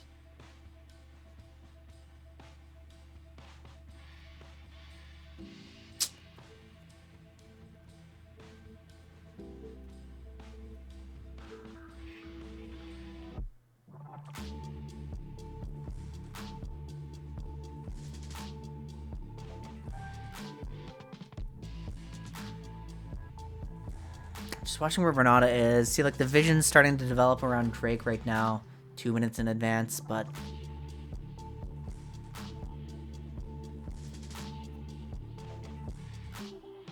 I've never been a big fan of this ward, while this one is also set up. And there's no Drake. Like, I don't really know what that one accomplishes. I guess you can see them leaving bot to go to mid sometimes.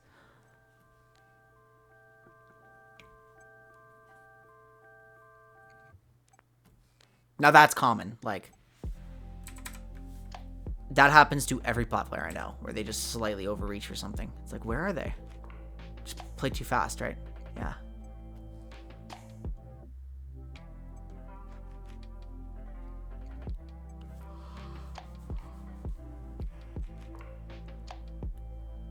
It's the iron of competent play. Talia warp factor just gets a kill. Right, team walks away. They know Talia's here. It's like, oh, wait a minute. Talia can just appear before my teammates. I thought I was safe. Oh, wait, but it's specifically Talia. That's a champion who changes how the game is played a little bit. Can't handle that.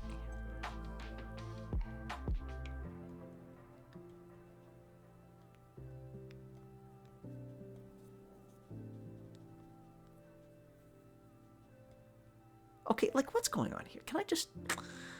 My stream's not dying.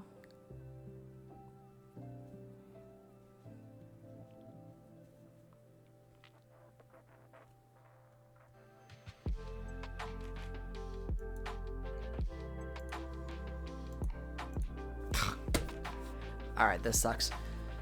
Like, so why do we struggle so much into pick tools? Because we're playing too fast? Because we're not doing our proper checks? Probably? Because our mental framework isn't developed properly? There are face checks. There are overreaches for vision. There are... I'm thinking of the ways I get picked because I like blank out for a moment because I fail to have a plan for something I'm doing all of a sudden. Because I just find myself in a weird spot. Like...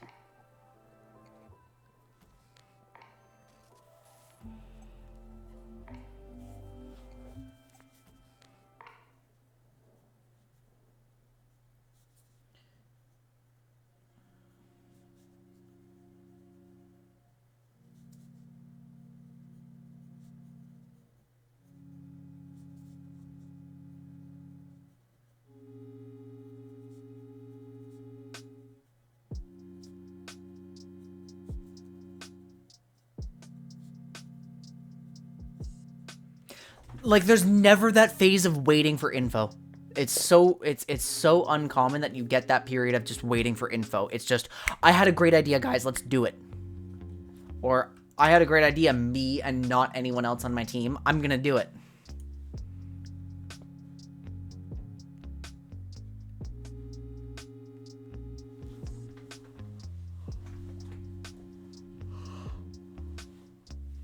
Like, Renata could have died there. Renata realistically could have died there.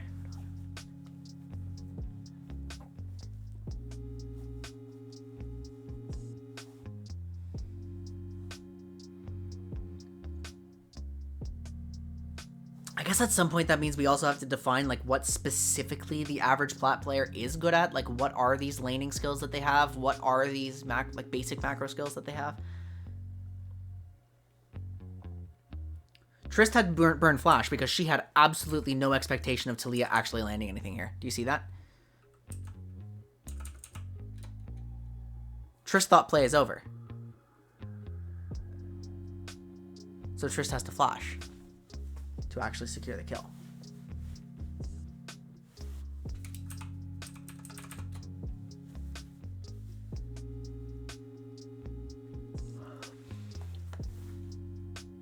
And then an overstay. It's so familiar, like... But, like, it's not so consistent that you draft around it, I think. Like...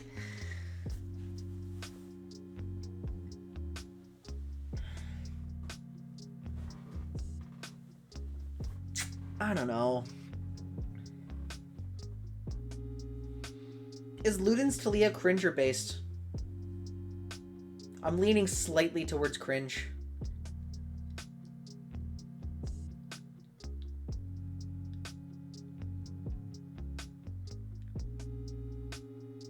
If you're snowballing, it's probably fine. I can see that. I guess the pen plus Medjai's, right? Hi, Minoshi. Oh, I mean, I think that's totally fine for Jungle Talia to do.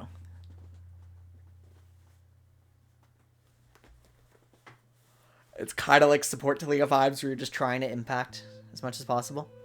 What's happening mid? What is happening now? Okay, so a bunch of numbers are committed up here. A bunch of numbers are committed up here. The Varus doesn't realize that that actually means they could possibly be under threat. So that's another bit of miscoordination. Okay, so, like,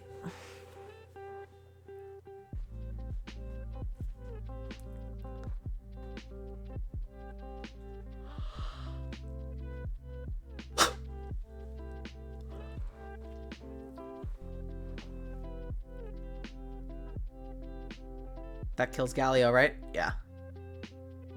And somehow barely doesn't kill Ash. Wow, that's actually... No, Talia cleans up. Oh my god. How does this go? Tristana is not involved. Okay, hang on.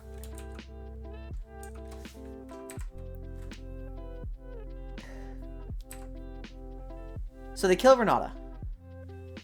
The plan is to leave. No, it's not, because Ash walks in to click Sejuani. It's just a bit slow on processing time, right? We all struggle with it.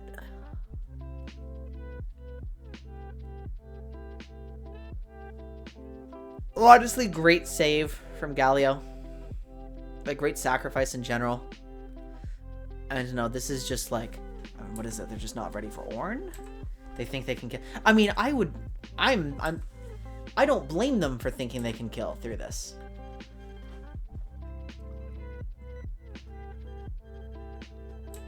But look how everyone reacted differently. Swain moves forward.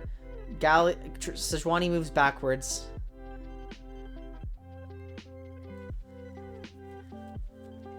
Gwen's not aiming at Galio. Gwen's trying to close out a kill.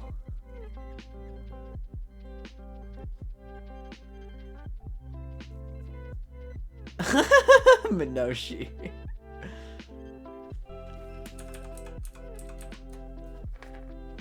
There's just always that layer of miscoordination even during a team fight. Even from the two supposed best teams in this league, right? Which means it's a pretty good indication of what happens at this level of play.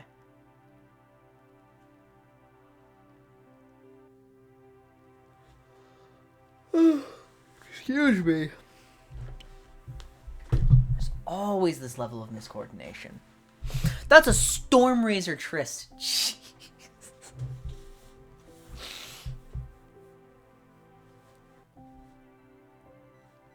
Oh, I was thinking Lobum, not Loker.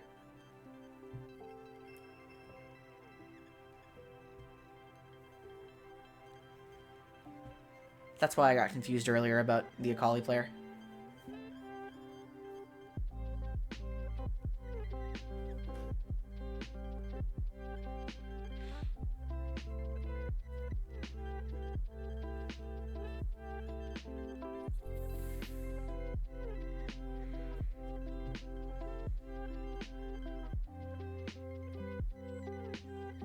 I mean, I still can't decide what knowledge checks are fundamentally disrespectful here. Like, because we're playing knowing that plat players are going to get picked off randomly, but only sometimes, right? And like, how do you draft around that? How do you draft and play around that only sometimes? Or it's like, we know we're struggling with information processing on both sides, so it's... Oh. Like, what is fundamentally too disrespectful?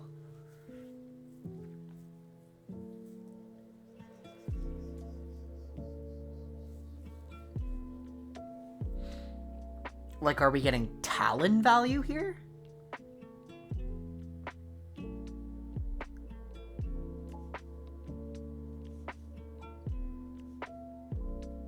Like, would we go so far as to say... No, like, Kiana would probably be reasonably good if you can play her. Mid lane, at least. Not jungle.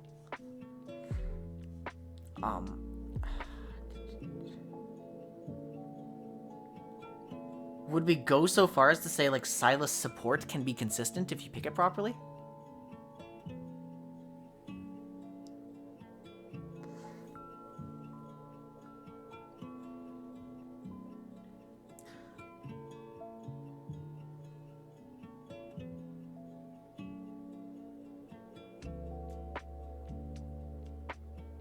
I think you just need to draft to be opportunistic then.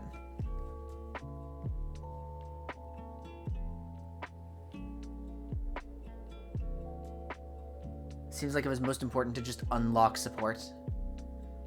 Well, the Galio's been all over the place and the Renata has not, right? Sylas support sounds cursed as hell. It's really good into a Mumu. Sylas support is really, really good in like skirmish aggro comps. Where you know you have, like, outstanding ultimates. I mean, you have the Night Harvester variant and you have the Everfrost variant, too. Like, I've been playing, like, the greedy Spell Thieves version, but, like, obviously Relic Shield is fine, too. It is cursed. And it's just abruptly over. Like, what was the inciting incident of this again? It's just a team fight.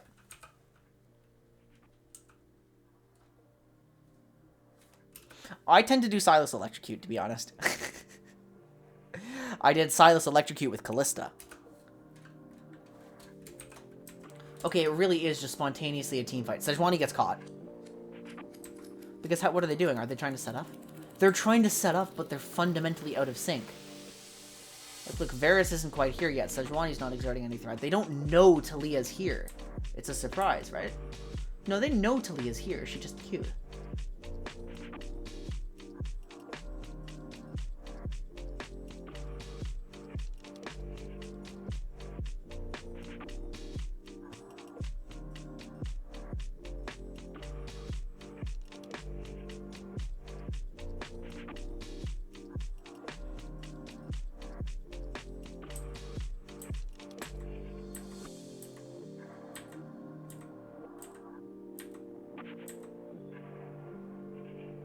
It's just a pick again, right?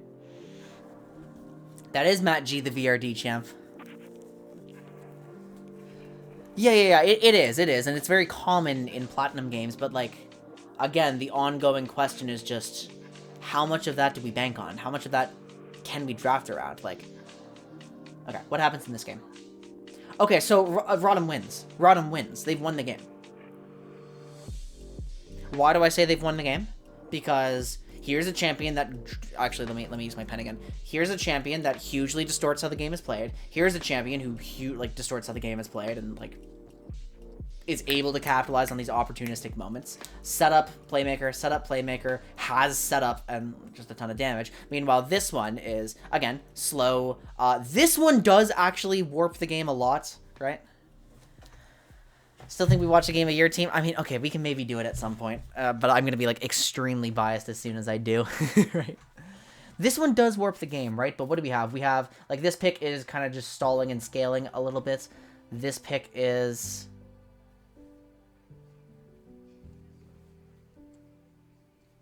Don't watch it. Stay away. I mean, like, if this team gets to mid... I mean, what's Viego's corpse generator? Who are you drafting at the end to match Vex? It's Irelia? Your corpse generator is Irelia? Where's your burst? There's no insight, just... No, but that is insight, because Ben is not that atypical of a plat player. Like, none of us are. We are Platinum players. We reflect the trends of our elo. Like... Because think about how many of us are on autopilot or don't practice, like, a ton.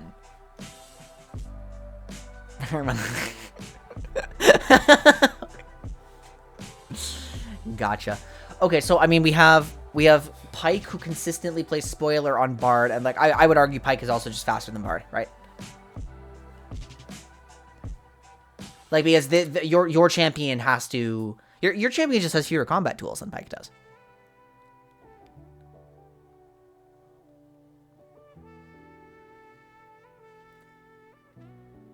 So yeah, I mean, if you've got catch, murder catch, like murder catch, good DPS, and then this is just regular DPS, like tank, like... I mean, I guess Irelia can introduce some volatility, but is this really the play? Like, I'm just drawing shit on the screen now, right? Technically, if the game is even, okay.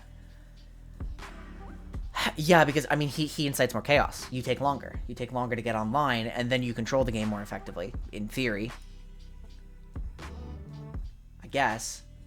But it's like, I don't know, I still say Rodham. Look, it's just because this champ is one of the most warping champs, like, early. Right?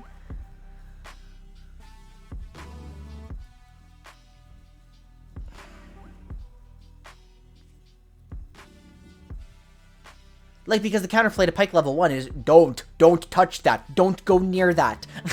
Right? The counterplay to Pike level 1 is just, like, let him play his game for a bit. Let him run out of steam. But like this, as somebody who has played a lot of Pike, oh my god, this duo was fun. This is such a good duo to be playing with Pike. Like, I wish my Pike was mechanically cleaner, but, you know, this is what happens when you only study for 3 years. That's a cool level 1. Camille took hookshot for attack speed in that duel.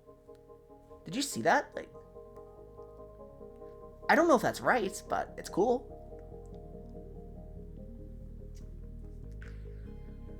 Oh, look, they didn't not.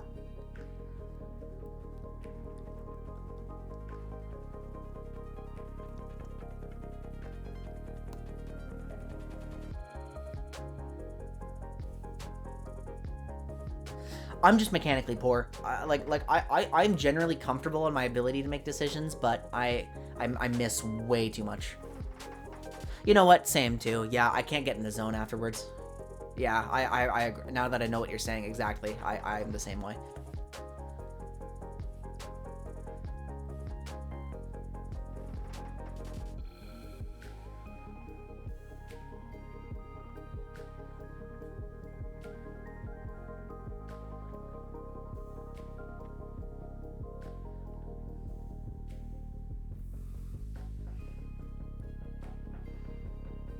Ooh. That was some nice movement from Ash, actually. That was really well played by Ash.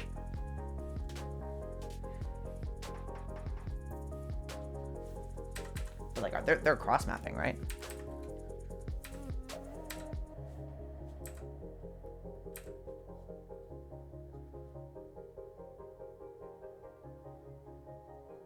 What?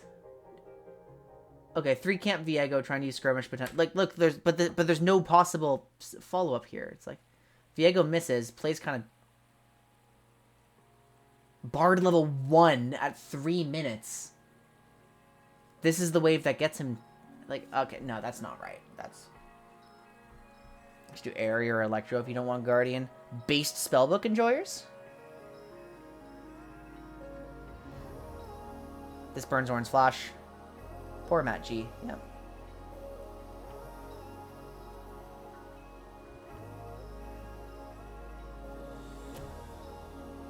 Jules, you're Chovy and Zeka combined. Even better. You're built different. You're not the normal flop player.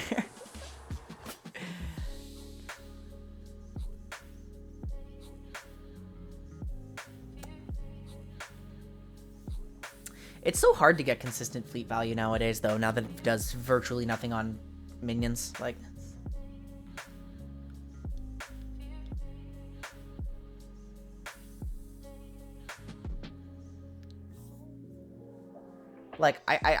I'm still kind of stuck taking it on Senna, but that makes sense. I'm hitting champions.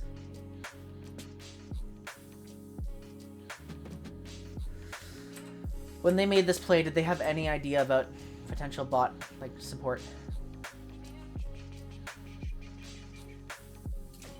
Yeah, I also just have 530 base health, so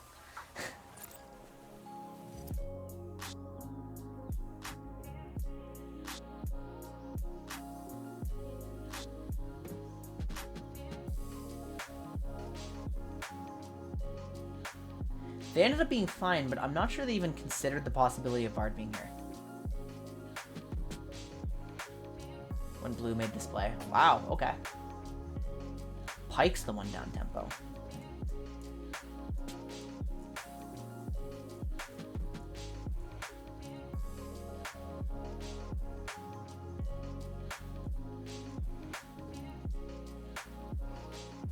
Some chip.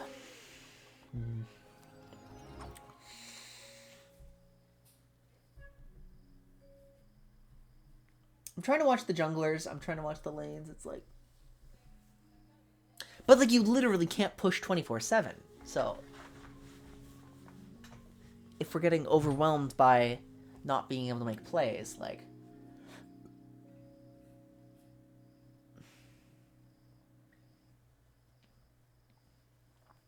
I wonder if it is just about balancing the offensive and defensive players on your team. Like, if you've got a few psychopaths, but they're not in the playmaking positions, like, and they're just going to win their lanes, like...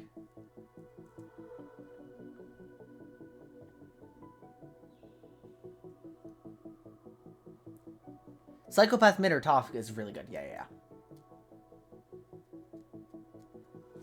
Psychopath support, I think, is bad. I think you probably want, like... I think you want a really, like, cerebral jungle and support, and you want psychopath solo lanes.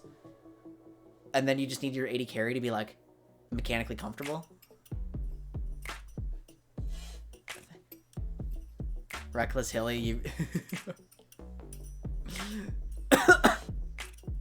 I can't remember how Reckless played anymore. It was passive. Yeah, most passive AD and most aggro stuff. Okay, so it was like that. Okay. Reckless was kind of like old school double lift style, right? Where it's just like, I am farming, give me farm.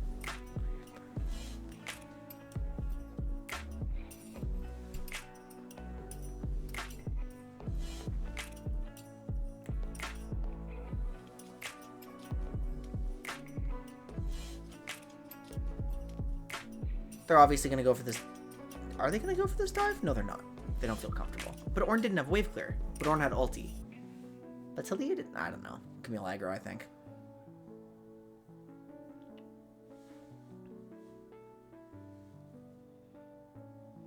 Like, it's so weird. It's just really inconsistent. Plat team, like, these...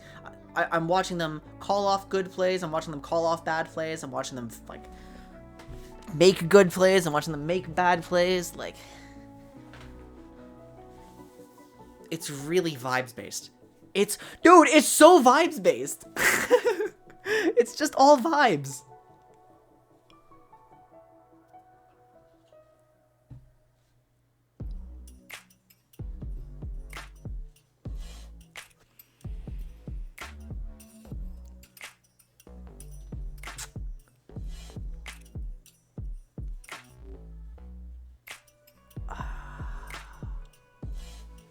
So, red team is about to have prio. They are moving their jungler in. The mid lane isn't quite set up properly.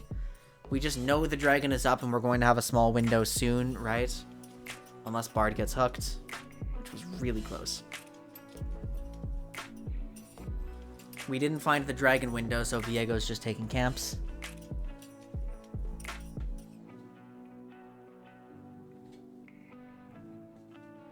Is Irelia actually favored into Vex, or... Definitely. I guess she has multiple ways in, right? It's like, use Mario Kart double dash them.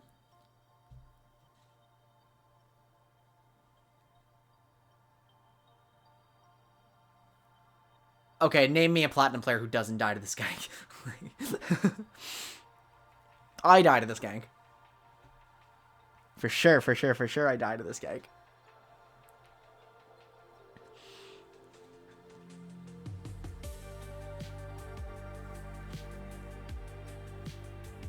Easy to survive, good satchel. I'm simply built different with my satchel charges. Well, I'm more thinking from the perspective of, like, look how many abrupt off-screen tools are used, right?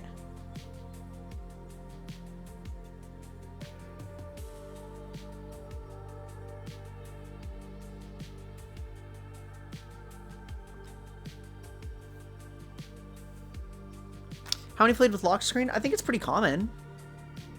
Like, it's probably more common than you think. Like, so I only lock my screen when I'm actively in a team fight. I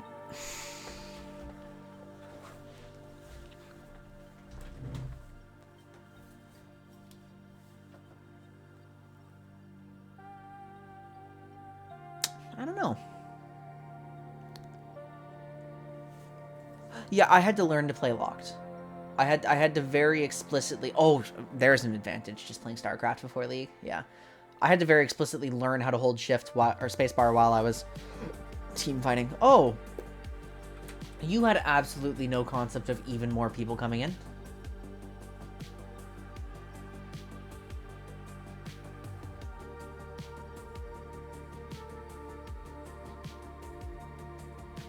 Why? Aw.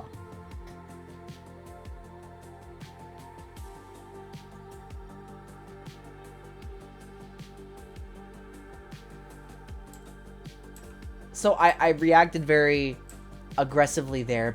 Oh, no. But he knows that Vex has Doom up and is ready for this, right? Yeah, okay. So that time, I wasn't used to what, if I were Pyke, what my allies could do. Because I'm just thinking, like, good, they escaped. That's me being too conservative a player.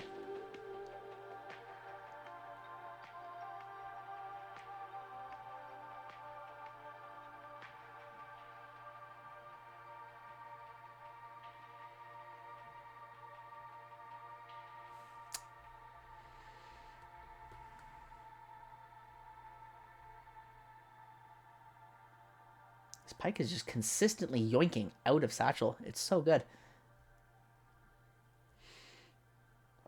But, like, yeah, hold on. Actually, what's even going on here? Like, what's the wave looking like?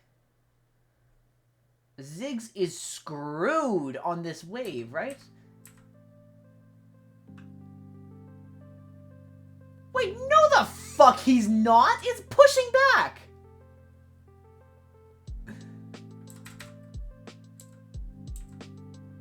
Isn't he? I think so. I'm just trying to find out. Yeah, look at that wave state just a moment ago. That crashes. No, that's pushing back. Ziggs is just greeting for no reason. Because he's on autopilot. He's having a lapse in judgment of, like, what could happen to him. He's not thinking about what could happen to him. So I wonder if it's just about identifying who is not paying attention, because someone's always not paying attention.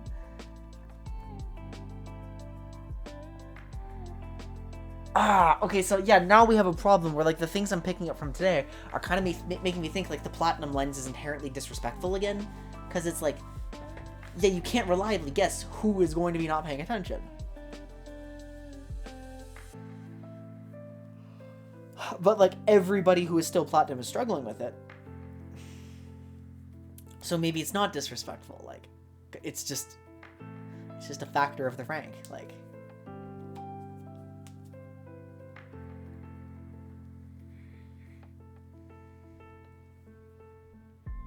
I'm finding a lot of problems, but not a lot of solutions or strategies to play around those problems, like.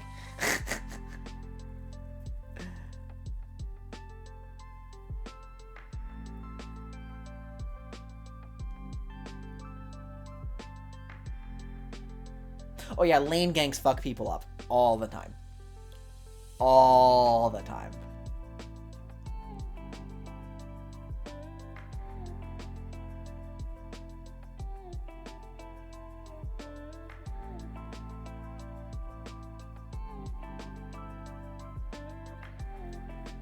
I actually really do like that Vex skin. I feel like I might be in the minority. I know a lot of people on Twitter really hated it. But I'm kind of a fan of it. Unrelated, I know, but.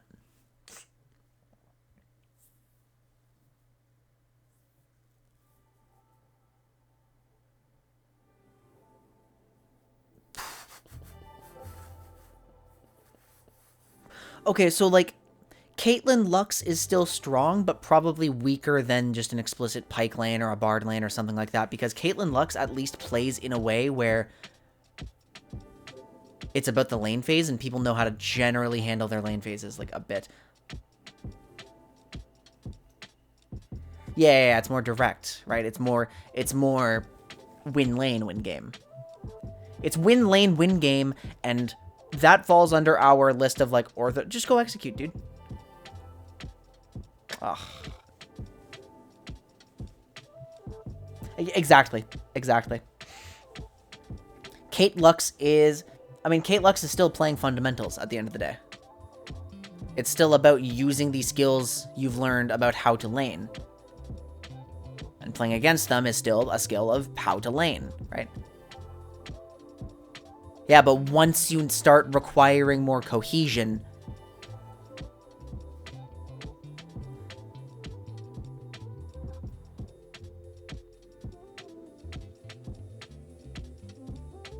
I've got it. It's not disrespect if you can identify what the general comfort zones are.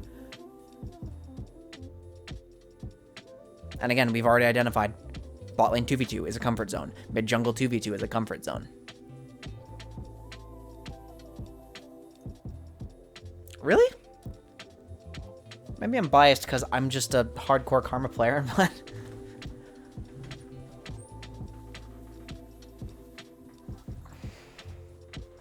like, I just play so much Karma. Like, it's just my comfort zone.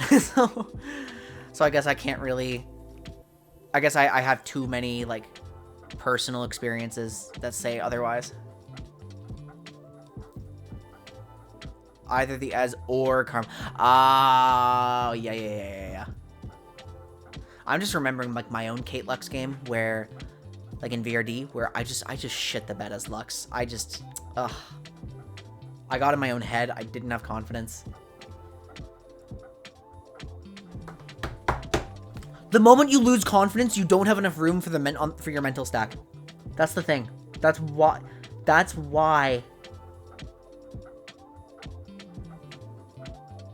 Yeah, that's why people can look really, really fucking bad in Plat.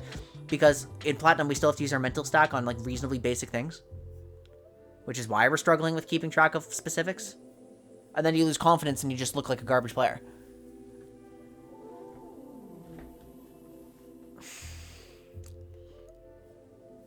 Because in that Lux game, I was stressing myself out based on, like, not adapting to a thing in my play that I hadn't thought about before.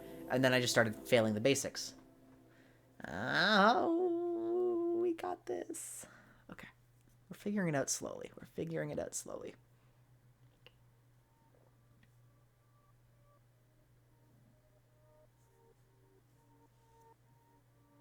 That was a really nice escape. I'm actually surprised he lived.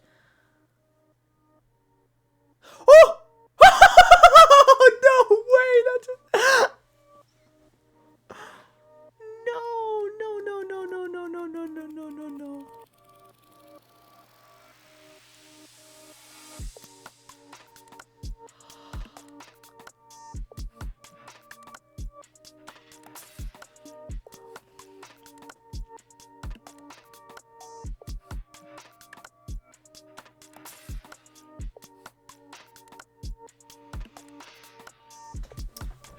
I mean, is anything else, like, really, really big gonna happen here? Because I'm now willing to say, like, we kind of got it.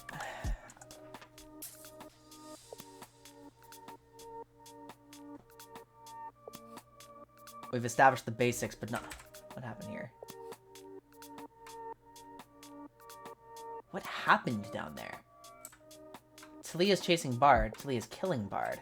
But how did she even get there? Oh, she just wandered in for something, got found on a ward, didn't check for the wards, got stuck.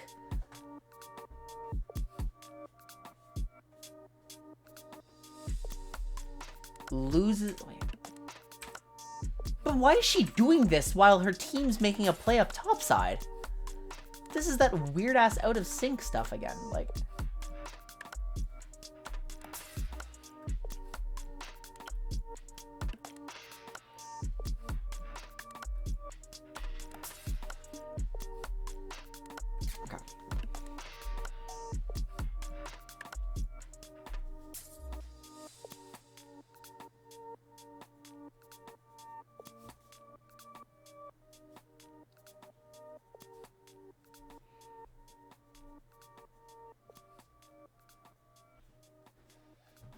So I think we can't rely on, like, specific bad plays, but we can draft in such a way that we can capitalize on it immediately, right?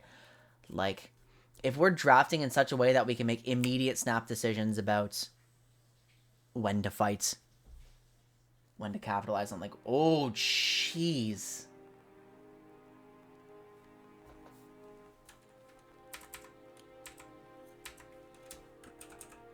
Okay, so...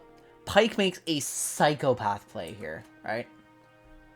Like, that's unhinged to go in this far without information. So it's like, okay, Operation Get Pyke Out. Did we get Pyke out? Yes. They're like, hey, we know where everyone is now. Let's go on Ziggs. Ziggs is in a weird spot, right? They're at a numbers disadvantage. They still choose to fight because it's like, oh, wait, but they're the ones who have the opportunistic draft. They get retaliated on for it, but Camille is still gaining an advantage. Do they call that worth? Do they actually call that worth? Ooh, they really don't call that worth now. Or do they? We just got a pike kill. I don't know. I don't love it. Camille's here now. But...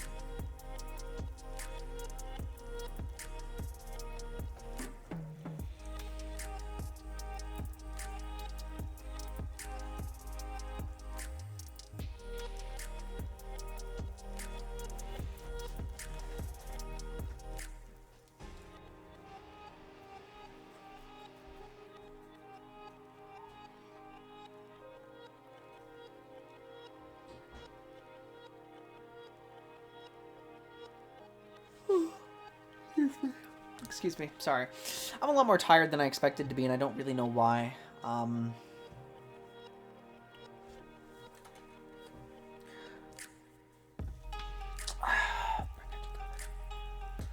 am thinking about a lot at once, I guess. It's a complex problem for me. No, but it's not that complex. I mean, we've already laid out a lot of the a lot of the properties of plat play. It is complex, but like it's not unsolvable. I've just put the pieces together, and now I need to like really finalize it, right?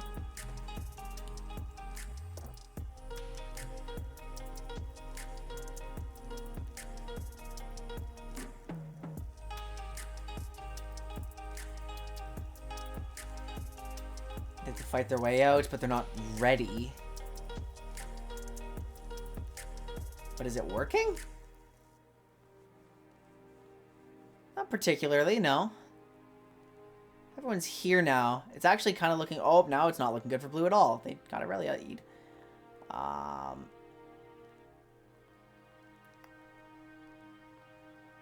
But now, do they clean this up? Leo. Oh. What the fuck was that? Does Zorn win this?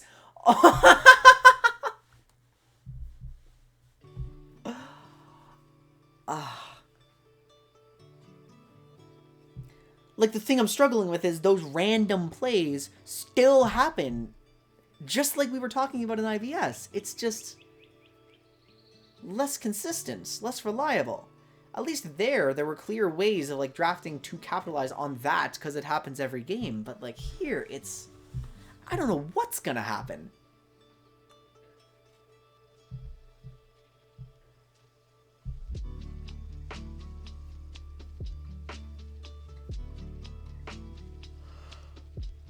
Like, it feels really, really, really arbitrary. It feels sloppy. Like, it's moments of great play and it's moments of atrocious play. It's like... like, it's good, but it's not. Like,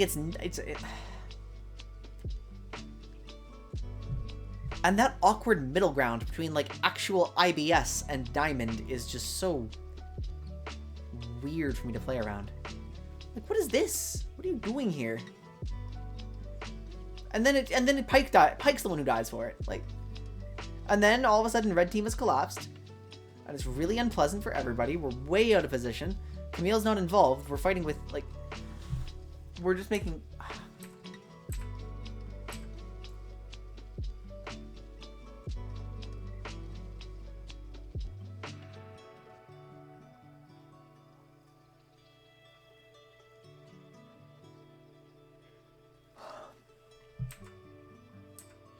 Like, did they want more of a fight?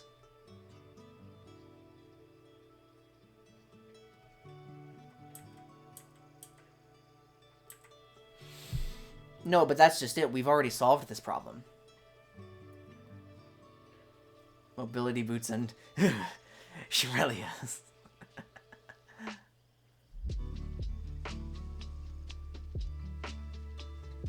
The accursed one. I mean, yeah, no, we've already solved this one. When fights break out, it's really hard for Platinum players to, like, stay mindful about what else is coming. Why? Because we're actually kind of still uncomfortable piloting our champions in fights, right? We know how to play our champions in lane. We know some basic macro stuff. We know basic teamfight responsibilities, but once we have to start introducing specificity, we're focusing entirely on that, I think. Okay, so it's like... I mean, like...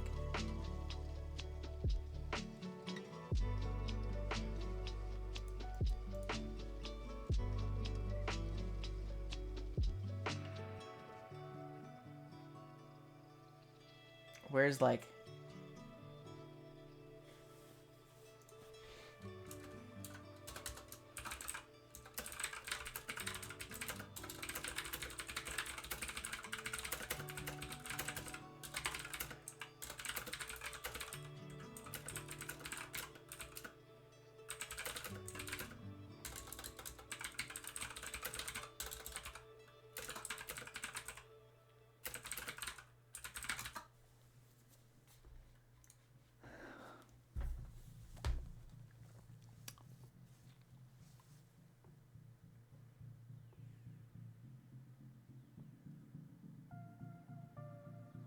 It's like we're still kind of bad at reading when a pick is just a pick, I think.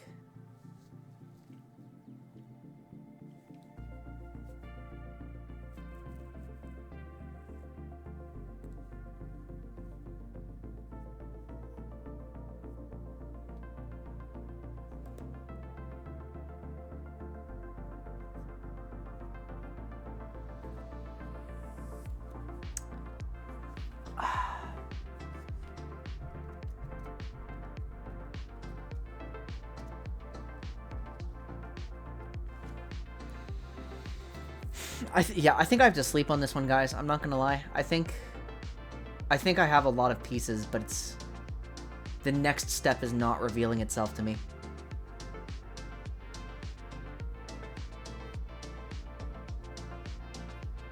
I think I'm getting myself, like, confused with too many problems at once. Where it's like, I'm failing to disconnect myself from the situation. So I'm detecting trends in how these games play out a little bit, but I keep thinking too much about how it affects my games and my team and how I play, and I'm not disconnected enough. Because I'm identifying these things and, like, what they, like, yeah, I'm identifying these things, and it's like, well, how do you draft around that property, that tendency? Like, do you? Do you not? Does it matter? What do you do? Is that a practice thing?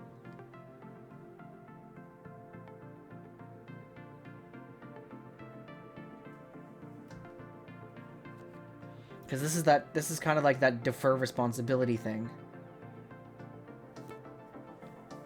Oh, what happened here?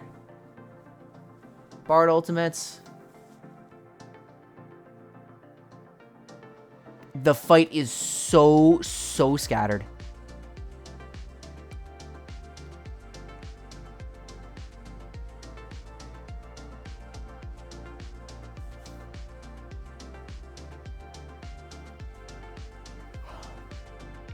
Oh, it's STBU, I just realized. This is single target blow up.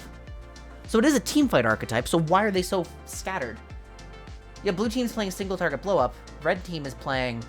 well, they should be playing single target blow up because they're a Viego comp, but alas, I kind of don't know what they are because I haven't like worked on Bard enough and I haven't worked on Aurelia enough, especially mid lane Aurelia. But... yeah, but no, so blue is STBU. They should have a simple archetype. You know what? It's like, just draft around archetypes, to be honest. Just use archetype theory and use that to define your strategy, and then just, like, reduce your mental overhead, and then you're just a better team, I think. Because you already know how to team fight if you're fighting around, like, an archetypes game plan. This is psychotic. Right? No, it's... Talia's warp factor, kind of, but there's Bard's warp factor.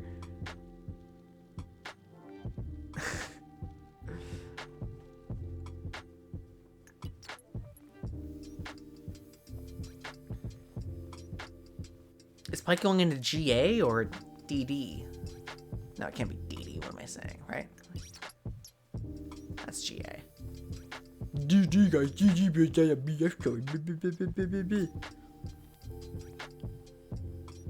would have saved Zig some grief, I think.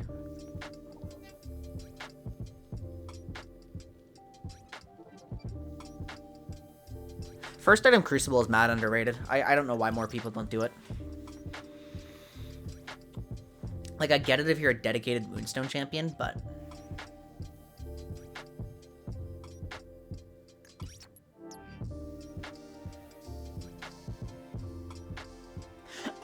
Actually, it's Mikhail's blessing now. They changed it.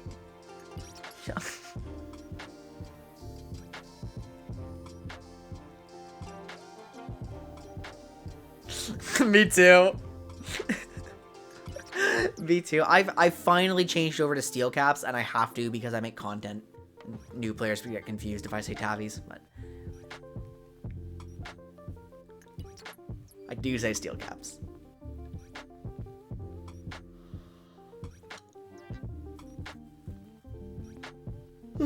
Pink Ward got grandfathered in though. It gets to stay.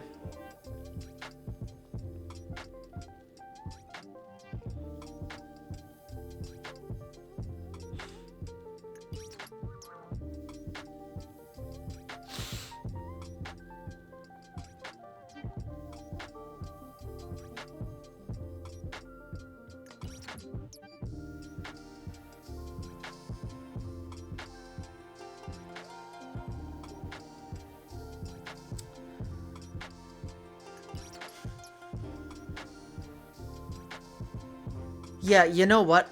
So I've just realized what the problem I was having was. I'm seeing bad play and I'm trying to draft around it, right? In IBS, we got to draft around consistently bad play.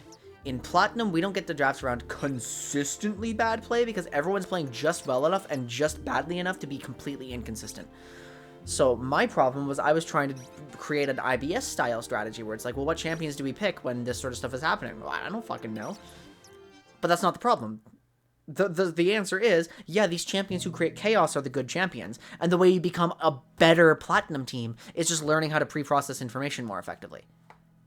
Because, yeah, as Platinum players, we're still struggling with a lot. We still have a lot to learn.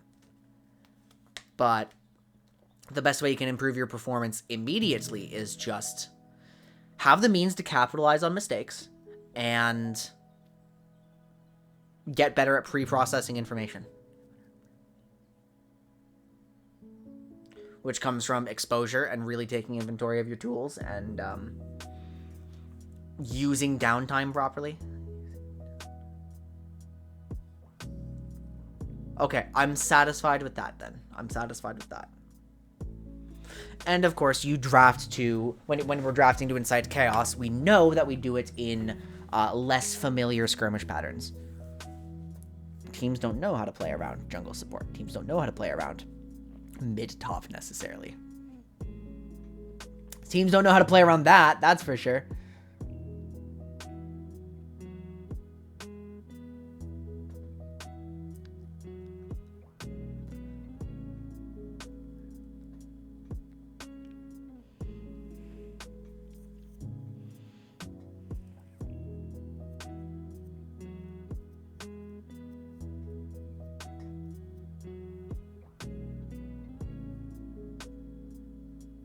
And I bet competently played Fiddlesticks is actually just disgusting at this level.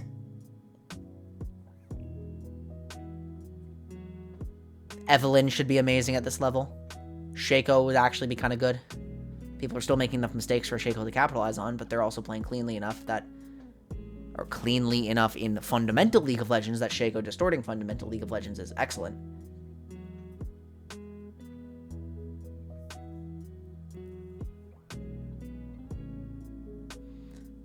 That's hard to deal with without having Flash. Like, Nocturne is hard to deal with without having Flash. I wonder if Singed is hard to deal with. STBU team, are you actually doing your thing? Are you actually doing your thing? Oh, they are. They are doing their thing. Except they lost their reset machine.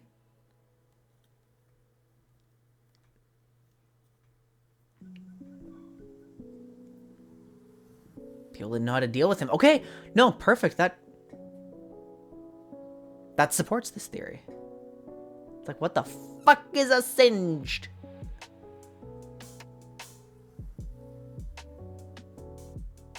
The weirder your champion, the better they are in Platinum.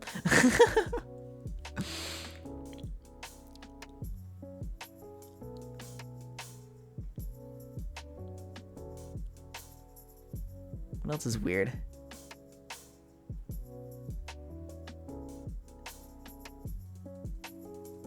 Like how Singe is not a champ for the first 15 minutes. Yeah, but remember, we've established two things. One, if your champ is like weak for a long period of time, then your teammates find it really unpleasant to play around that. But at the same time, your enemies aren't going to be able to punish that as effectively either. Like, so they can punish Sivir for existing a little bit, kind of. But like we've noticed how, yeah, like if your champion is weak in the early game for a reason that is not your direct lane opponent kills you, that doesn't get punished consistently. Like, that doesn't get punished consistently. It can be punished. They do seek out dives sometimes, but it doesn't consistently get punished. Okay,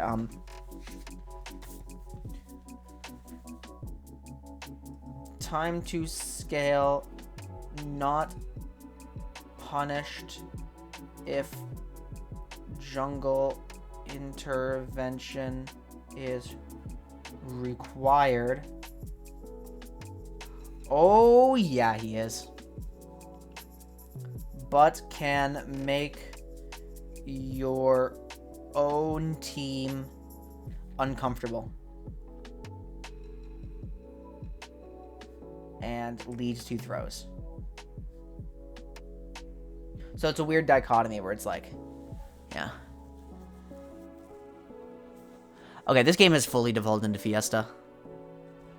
But even so, the team who had, like, I think the more platinum-friendly tools are winning.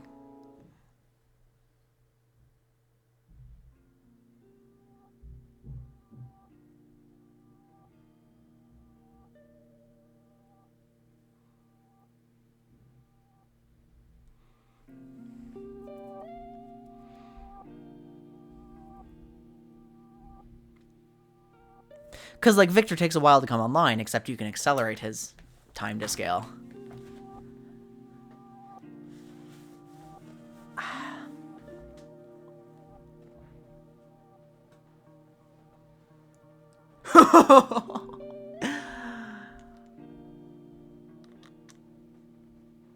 They did not cast Smite.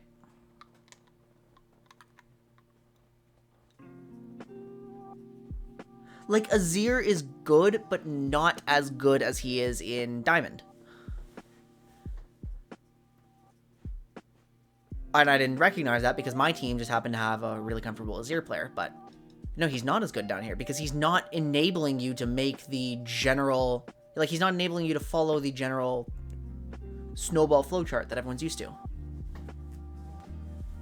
He's making your team play a little bit differently. He's making your team slow down. We don't like that.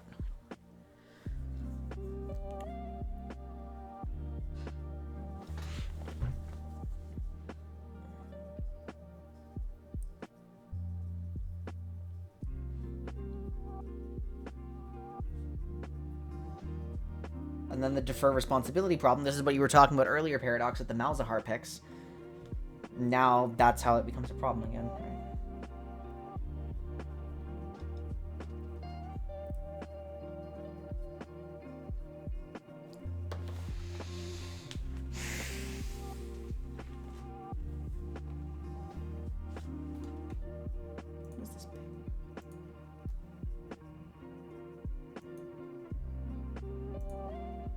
Ooh, I'm getting paid for the TA stuff. Okay, I've got to do some business after this.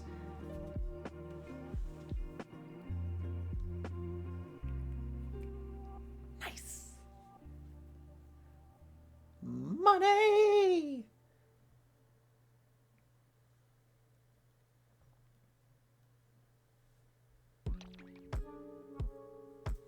It's a lot of cooldowns used. Bard is 1 in 13. Well, 1, 13, 18. But he's, oh my, he's died 13 times. Talia's died 9 times. Like, it's such a mess. This game has devolved into chaos. Is anyone actually making plans? I've stopped paying attention, to be honest. I'm too lost in my own head at this point.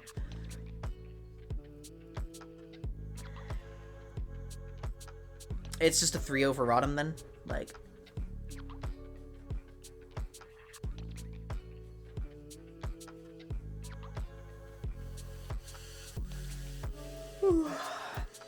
Damn.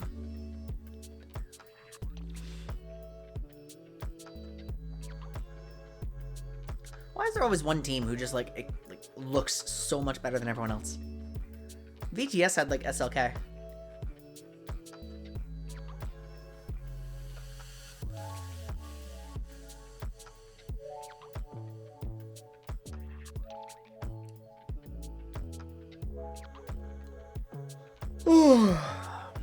Excuse me. Yeah, I don't know how much more I can actually study tonight. Unfortunately, I'm really starting to feel physically exhausted and mentally exhausted. It's like my body is just saying, hey, stop and process this a little bit, please.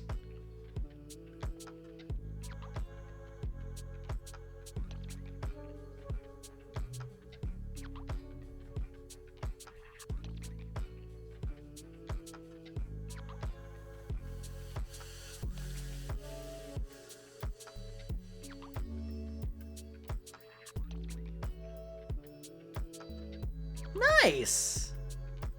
That always feels good. That's like honorary second. Honorary second? Good enough. Oh, no, I'm fading, guys. I'm fading really abruptly. I'm sorry. This game goes on for how much longer? Another 5 minutes of this?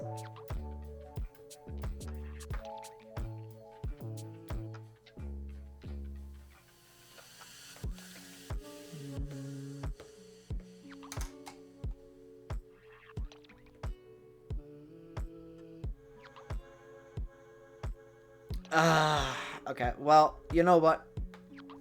We did develop things a little more, and then I started overthinking, and then, like, yeah, so it's... I'll put this on the page later, like, whatever. I can't watch one of my own games tonight. I'm sorry, guys. Okay, so the way the schedule is panning out, I'll put the schedule on stream again. Why not? We may as well. Boom. Nothing tomorrow, because I am busy. On Friday, we're playing more lore. On Saturday, I've promised that I'm actually going to start playing some jungle for you guys. And I'm going to figure out the logistics of that long term. And then, of course, Sunday's Christmas, so you're getting nothing. So when we're going to be continuing our levels of play study later, that's, like, next week, probably. That's going to be giving me plenty of time to refresh my brain and, like, start figuring out what my next steps are. I just need some time to think, and right now I cannot think anymore. So I want to thank you guys for your help. Like, you guys did help me a lot. You guys exposed a lot of, like, tendencies that platform players have that I just did not notice before, or that I had experienced but wasn't thinking about actively. Yeah, that wave sync thing is a big part.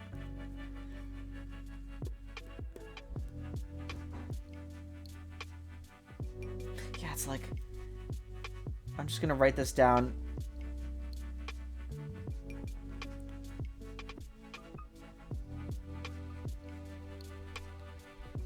I'm gonna, like, star it.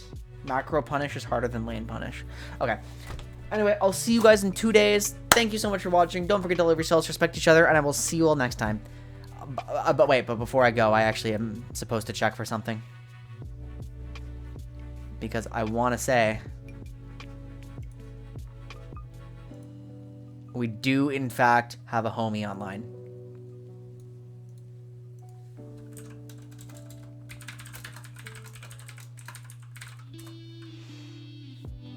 So we're going to raid.